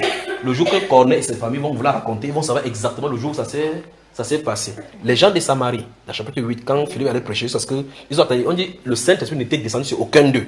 Donc quand ils étaient là, ils savaient qu'il n'y avait pas le Saint-Esprit. Lorsque Pierre et les gens sont venus imposer même pour qu'il soit le Saint-Esprit, la Bible déclare Simon lui-même, le magistrat a cru. Il a vu comment ils étaient baptisés. Donc même Simon peut dire quand ils étaient reçus le Saint-Esprit. Donc quand on reçoit le Saint-Esprit, on sait exactement. Il n'entre pas comme par cachotterie. C'est ça le témoignage de la Bible. Tu comprends? Donc il y a une œuvre que le Seigneur fait à l'extérieur. Dieu peut te parler, même audiblement, sans une soit en toi. C'est ce que l'Écriture présente. Tu comprends un peu, n'est-ce pas? Dieu peut te parler, parce qu'il en a parlé. Il a parlé à Pharaon, parlé en Égypte, il a donné le songe partout, sans être à l'intérieur. C'est pour ça qu'il dit tout à l'heure que, ok, quand il parlait là, il parlait étant où? Tu as dit à l'intérieur, quand est-ce qu'il est entré? Parce que tu as dit que tu n'es pas le baptême du Saint-Esprit, comment ça se passe? Le témoignage des Écritures dit, quand ça se passe, tout le monde sait. Maintenant, voici ce que les apôtres ont eu. Quand ils marchaient avec le Seigneur Jésus, ils faisaient des miracles, non? Avec quel esprit faisaient-ils des miracles? Et ça habitait où? Pardon? Quand le Seigneur était là. Là, le Seigneur Oui, était là. oui, quand le Seigneur est venu. Pas encore le Seigneur. Suis attentivement. Chapitre 22. Allons-y. Luc chapitre 22, verset 31 et 32. Verset 31, il dit, le Seigneur dit, Simon, Simon, Satan vous a réclamé pour vous passer au crible comme le blé, mais moi j'ai prié pour toi afin que ta foi ne disparaisse pas, et toi quand tu seras revenu à moi, affermis tes frères. Allons-y. Luc chapitre 22, verset. Suis attentivement. Le verset 31 et 32. Où est la parole vivante là? Pendant que tu joues là-bas. Le Seigneur dit, Simon, Simon, Satan vous a réclamé pour vous cribler comme le froment. Mais j'ai prié pour toi, afin que ta foi ne défaille point. Et toi, quand tu seras converti, affermis tes frères. Il sera comment? Donc quand il marchait avec lui, il était comment? Non, pas païen, il était un juif. Païen, ça veut dire que les gens des autres nations qui sont pas. Il n'y a que deux groupes. Il y a les juifs et il y a les autres qui sont les païens. Les païens, nous tous, nous sommes les païens. On se comprend? Hein? Donc quand tu vois quelqu'un qui a dit, regarde le païen, même toi tu es païen. Tu sais ça, non, ma soeur? Je ne sais pas, Ah bon. Mais Paul était envoyé pour les païens. Paul était envoyé pour les païens, ça veut dire que les autres les nations en dehors des juifs. En général, aujourd'hui, quand on parle des païens, on parle des non-païens. En fait, c'est un mauvais langage. Parce que nous tous, nous sommes des païens. Mais nous avons été sanctifiés parmi les païens. D'accord? Donc il n'y a que deux. Les juifs et les non-juifs. Les non-juifs sont appelés les païens, quelle que soit la nationalité. Donc maintenant ici, l'apôtre, le Seigneur dit, donne une révélation. Que Satan a réclamé les disciples. Pendant qu'il dit ça, personne ne savait que ce qui se passait dans le spirituel. Que Satan vous a réclamé pour vous cribler comme le froment. Il ne dit pas qu'il a prié pour tous. Il dit j'ai prié pour toi. Afin que ta foi ne défaille point. Mais lorsque tu seras converti. Tu as entendu le mot? Converti, affermis ses frères. Donc quand il parle là, l'apôtre Pierre est converti, oui ou non? À quel moment il a été converti? Non. C'est elle qui pose la question. Tu es trop fort déjà. C'est quand le Seigneur était... Quand il est revenu, non, après, quand il allait les voir, je pense. À quel moment alors? Le jour de la Pentecôte. Le jour de la Pentecôte. C'est pas ça, non, frère. C'est ça, c'est la Bible, non? Ok.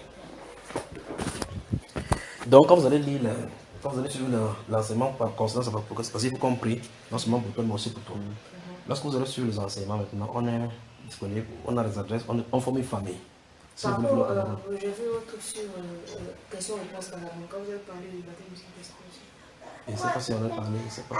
Mais il y a les enseignements pour ça spécifiquement. Donc, c'est ça qu'il dit qu'on vous envoie ça sur WhatsApp, sélectionné pour que vous écoutez doucement. Ne soyez pas pressés parce que c'est une histoire de toute une vie. D'accord? Mais ce qu'on retient, c'est que, quand le Saint-Esprit vient, on sait quand. Il faut d'abord que ce soit clair. Donc, il ne vient pas en cachette. Que peut-être c'est à moi. On ne va pas dire, essaie de croire par la foi que tu l'as. L'autre aussi, c'est une certitude. On conclut par 1 Jean chapitre 4. Écoute maintenant ici. Donc on va conclure avec ces deux versets concernant cela. 1 Jean chapitre 4. Hein? Ça? Oui, ça.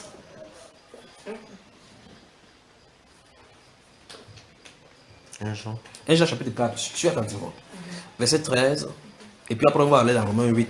Verset 9 et 10 encore. C'est le bon verset pour conclure ces genre de choses. Nous reconnaissons que nous demeurons en lui et qu'il demeure en nous au fait qu'il nous a donné de son esprit. Tu as entendu ce qu'on a dit? Lis ici encore à haute voix. Nous connaissons. Attends, tu entends ça? Regarde, il dit. Nous connaissons que nous demeurons en lui. Donc c'est quelque chose qu'on doit connaître, oui. Et qu'il demeure en nous. Oui. En ce qu'il nous a donné de son esprit. Donc ça veut dire que la question doit être claire. Dieu t'a-t-il donné de son esprit, oui ou non? La réponse doit être répondue. Parce que si tu réponds, ça veut dire que tu sais quand il a donné. C'est ça, non? Alors, il dit que nous connaissons. Pour savoir si tu demeures en lui, la preuve, c'est qu'il t'a donné l'esprit. Et tu dois connaître ça. Tu vois pourquoi il passe le temps à expliquer que quand on a fait comme ça, ceux-ci connaissaient. On a fait comme ça, ceux-ci connaissaient, n'est-ce pas? L'apôtre Pierre pouvait donc dire. Mais est-ce qu'il ne le connaissait pas à cause de la manifestation justement de l'esprit?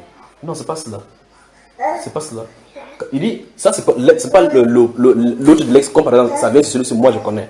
Lui, il doit savoir que quelque chose s'est passé. Tu peux savoir que tu as l'Esprit de Dieu, mais pas forcément le jour particulièrement. Parce que, regarde, je prends le cas. Hier, mon personne m'a prêché l'évangile. Oui. Est-ce que je te dis, Oui. je viens d'une famille musulmane. Je Oui. ne connaissais pas même l'Esprit qui avait un Esprit de Dieu. Pourquoi? Oui. C'est quand il a habité dans mon corps que la personne a commencé à- Attends, c'est un bon témoignage. La chose c'est ceci. Il y a le travail extérieur. C'est parce que c'est Dieu qui attire.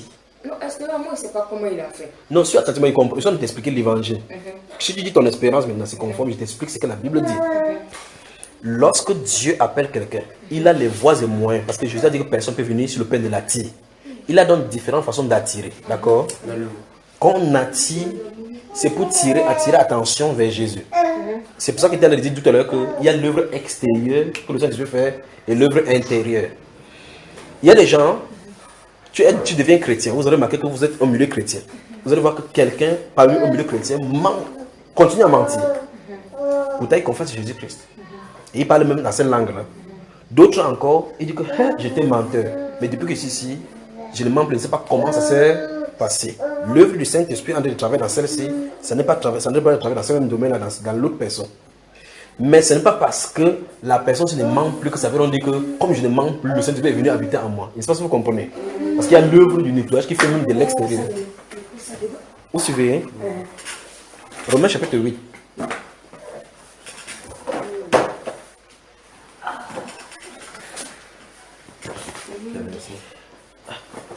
Tu es né dans quel mois?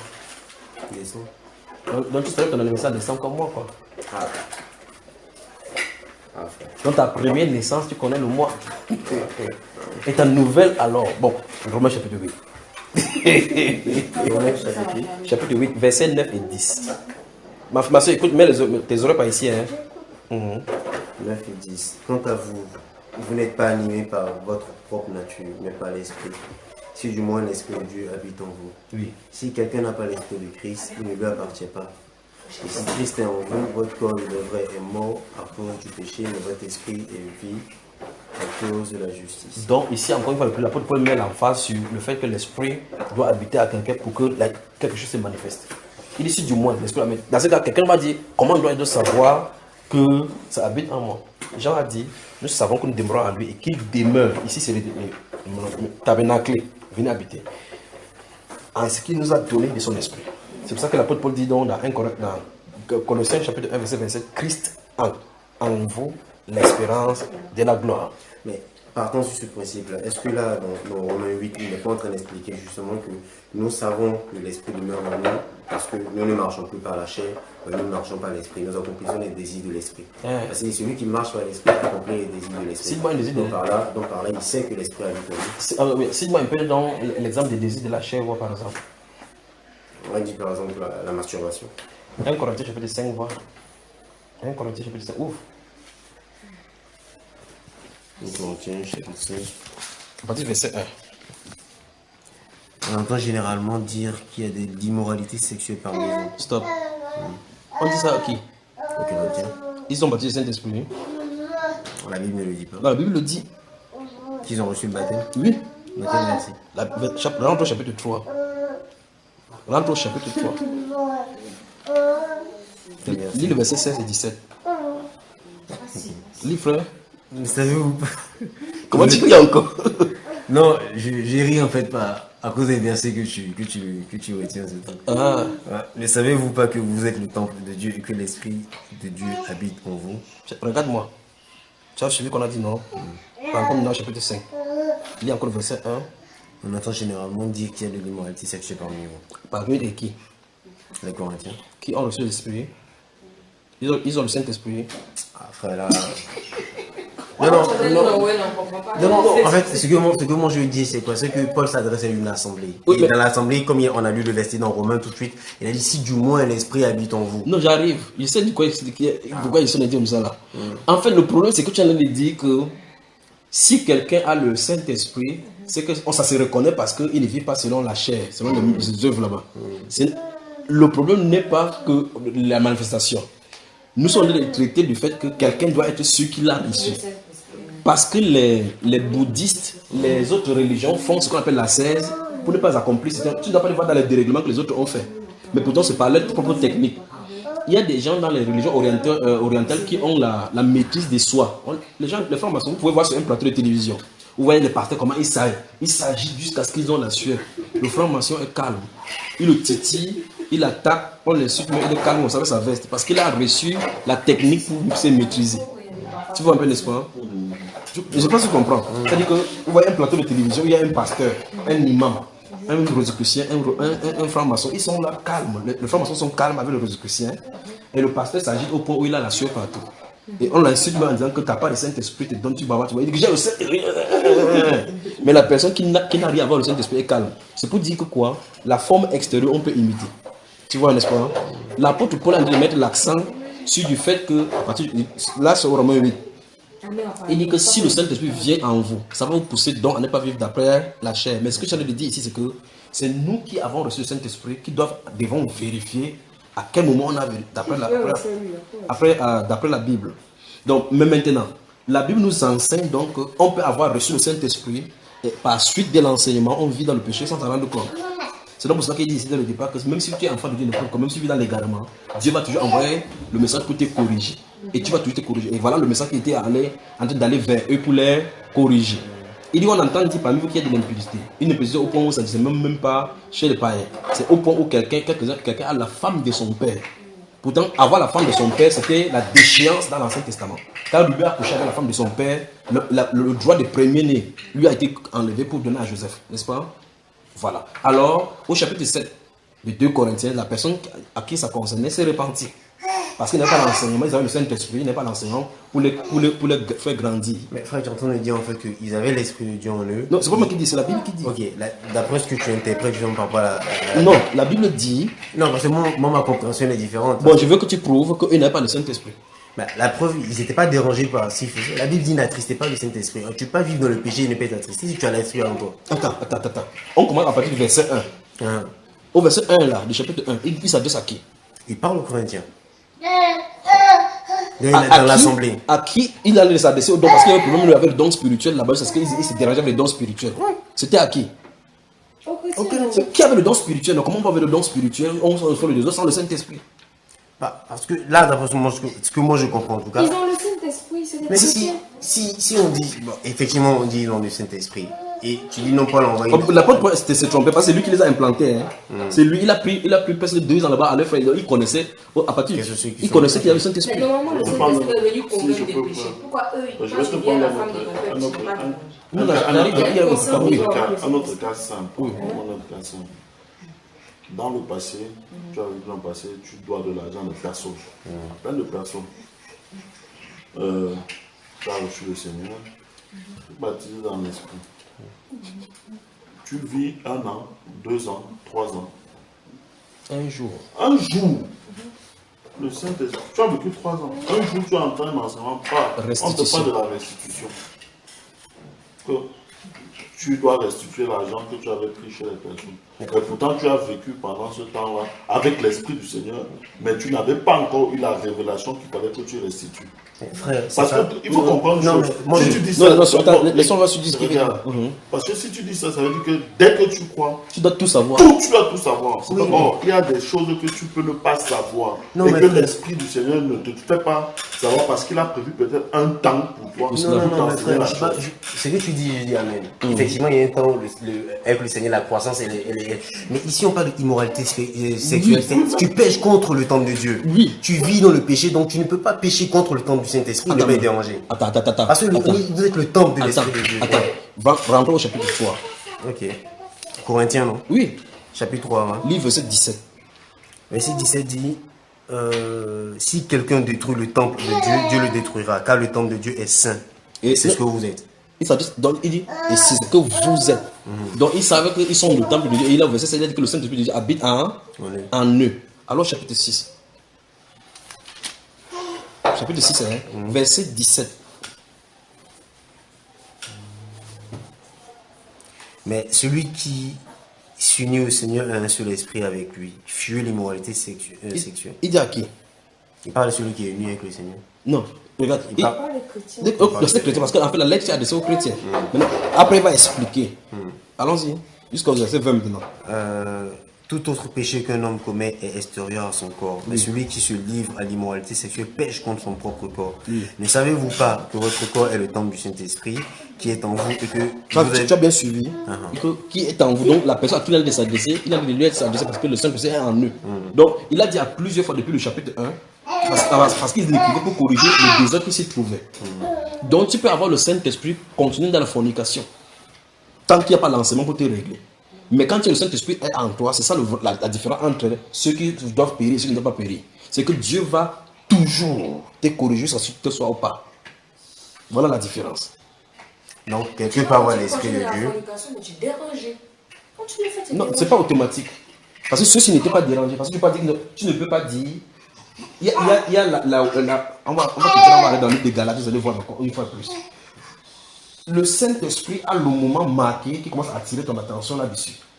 Si l'apôtre Paul n'avait pas écrit pour les corriger, parce qu'il savait effectivement, c'est pour ça que l'apôtre Paul a été dur avec eux. Parce qu'ils avaient non seulement le problème, chaque lettre qu'ils avaient écrite, au chapitre 7, il va dire que pour ce qui concerne les choses dont vous m'avez écrit, quand vous avez des questionnements qui se posaient, peut-être dans le Saint-Esprit. Mais l'autorité pour l'enseignement, parce que Dieu avait un but pour cela. Dieu permet que ces désordres-là se posent parce qu'au courant des siècles, les désordres devaient se poser. Et que chaque fois quand les désordres devaient se poser, au courant des siècles, comme aujourd'hui, que ce soit ça qui corrige. Parce que c'était les fondations qui montaient. C'est pour ça que Dieu ne leur donnait pas totalement cela. D'accord? Maintenant, aujourd'hui, personne ne peut même pousser à habiter sous la loi. Parce que je sais déjà effectivement que la loi est comme ça. Oh, eux, ils n'avaient pas la Bible. Eux, ils n'avaient pas les Écritures qu'ils lisaient chaque fois. Ils étaient comme ça. On est venu pour pouvoir prêcher une chose, pour le Saint-Esprit est descendu. L'apôtre Paul est parti. Par derrière, ils n'ont rien qu'ils lisent. Donc, les lettres ont commencé à faire maintenant pour que ça serve d'enseignement. Donc, Dieu a permis ça pour l'Église initiale pour cela. Maintenant, lorsque ceux-ci donc commencent à pécher, ça fait le temps que l'Église commence à recevoir des instructions de la part du Seigneur. Comment marcher dans l'Église. Alors, chapitre 3 de Galates. Galates, chapitre 3. À partir du verset 1. Galates sans intelligence. Qui vous a fasciné, que vous n'obéissez plus à la vérité, vous aux yeux de qui Jésus-Christ a été décrit comme crucifié. Tu vois effectivement comment ce qu'il a s'adresse aux Galates. Il dit que vous aux yeux, qui vous a fasciné. Dans l'autre version, il dit qui vous a ensorcelé. Continuons. Il dit voici seulement ce que je veux apprendre de vous. Oui. Est-ce en pratiquant les œuvres de la loi que vous avez reçu l'esprit ou en écoutant l'évangile? Tu vois que ceux à qui il a de parler ainsi ont reçu l'esprit en écoutant l'évangile. C'est ce que l'apôtre Paul a dit. Continuons. Celui qui. Manquez-vous à ce point de bon sens après avoir commencé par l'esprit et là vous maintenant finir par vos propres forces? Tu as vu? Donc, on dit sans enseignement. Les gars devaient rentrer encore sous la loi, mais tôt ou tard, l'esprit devait les corriger. Maintenant, verset 19 dit quoi? Chapitre 4, verset 19. Chapitre 4, verset 19. Chapitre 4. 19, pourquoi? Chapitre 4, verset 19.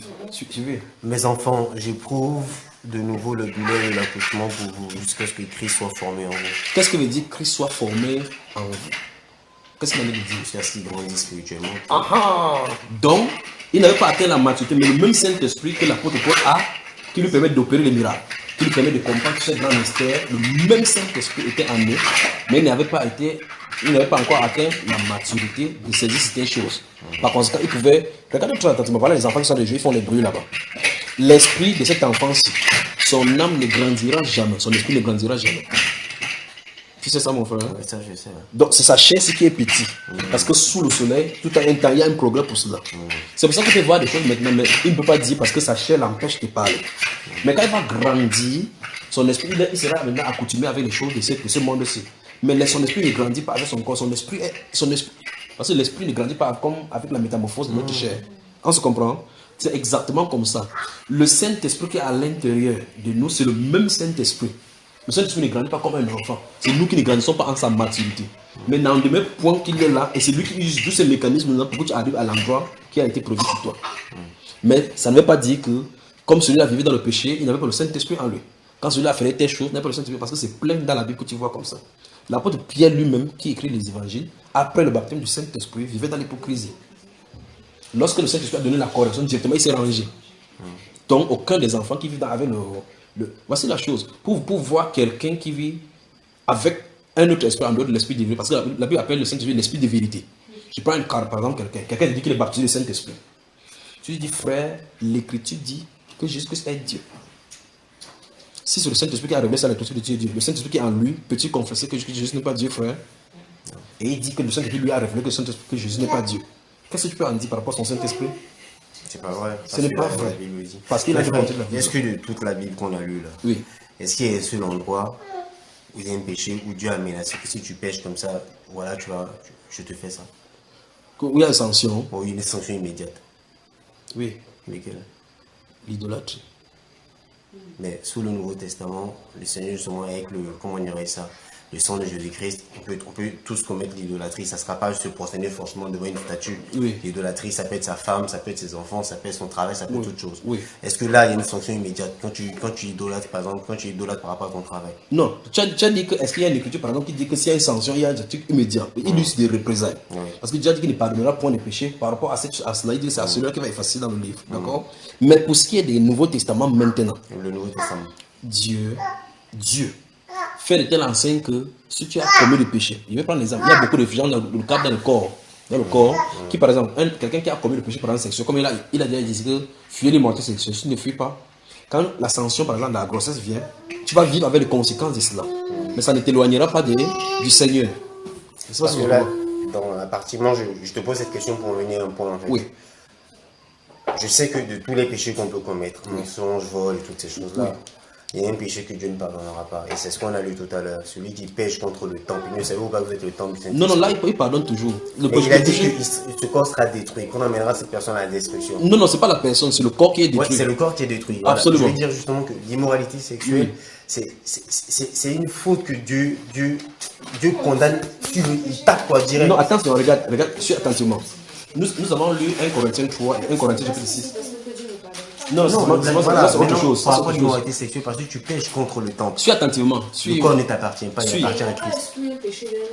Non, attends, suis. Il va corriger quelque chose là, n'est-ce pas? Parce qu'en fait, on a lu deux passages qui parlent de deux choses différentes. Dans 1 Corinthiens 3, il a dit que celui qui détruira le temple de Dieu, Dieu le détruira lui-même. Ça, dans le cas de 1 Corinthiens chapitre 3, il ne parlait pas de l'immoralité sexuelle. C'est dans l'immoralité sexuelle est donné dans le chapitre 6 de 1 Corinthiens, en parlant de l'union, en expliquant que lorsqu'on parle de l'immoralité sexuelle, ça touche les trois dimensions du corps humain. D'accord? Mais ce n'est pas dans ce cas-là qu'il a dit qu'il va détruire le temple. Donc, c'est dans le chapitre 6, là, au verset 19 et 20, il a dit glorifiez donc Dieu dans votre corps et dans votre esprit qui appartient à Dieu. Mais c'est dans le chapitre 3 de 1 Corinthiens qu'il a dit si quelqu'un détruit le temple de Dieu. Donc, si quelqu'un détruit le temple de Dieu, donc, s'il met le maquillage sur ça, il fait le maquillage. Je prends la cigarette du feu pour détruire ceci. Dieu détruit là, d'accord? C'est ça qu'il a dit parler là maintenant. C'est pas par rapport à l'immoralité sexuelle. Maintenant, en somme, on résume que malgré que le Saint-Esprit soit là, malgré on peut être dans un endroit où on n'enseigne pas des choses vraies, parce qu'en fait, il y a un enseignement en Christ pour le dépouillement par rapport à la vieille nature. Si tu n'es pas dans un endroit où tu vas grandir comme ça, alors tu peux continuer à vivre dans la chair comme ceux de Corinthiens, s'il n'y a pas d'enseignement, et ils ont commencé à vivre comme ça. Dans 2 Corinthiens chapitre 7, verset 12, la Bible déclare que cela a produit, au verset 9, il dit que cela a produit une repentance. Ça les a attristés pour la repentance. Et l'apôtre Paul dit qu'il ne s'en repent pas par rapport à cela. D'accord? Donc maintenant, tous ceux-là qui ont l'Esprit de Dieu, même s'ils vivent dans le péché, Dieu les corrige.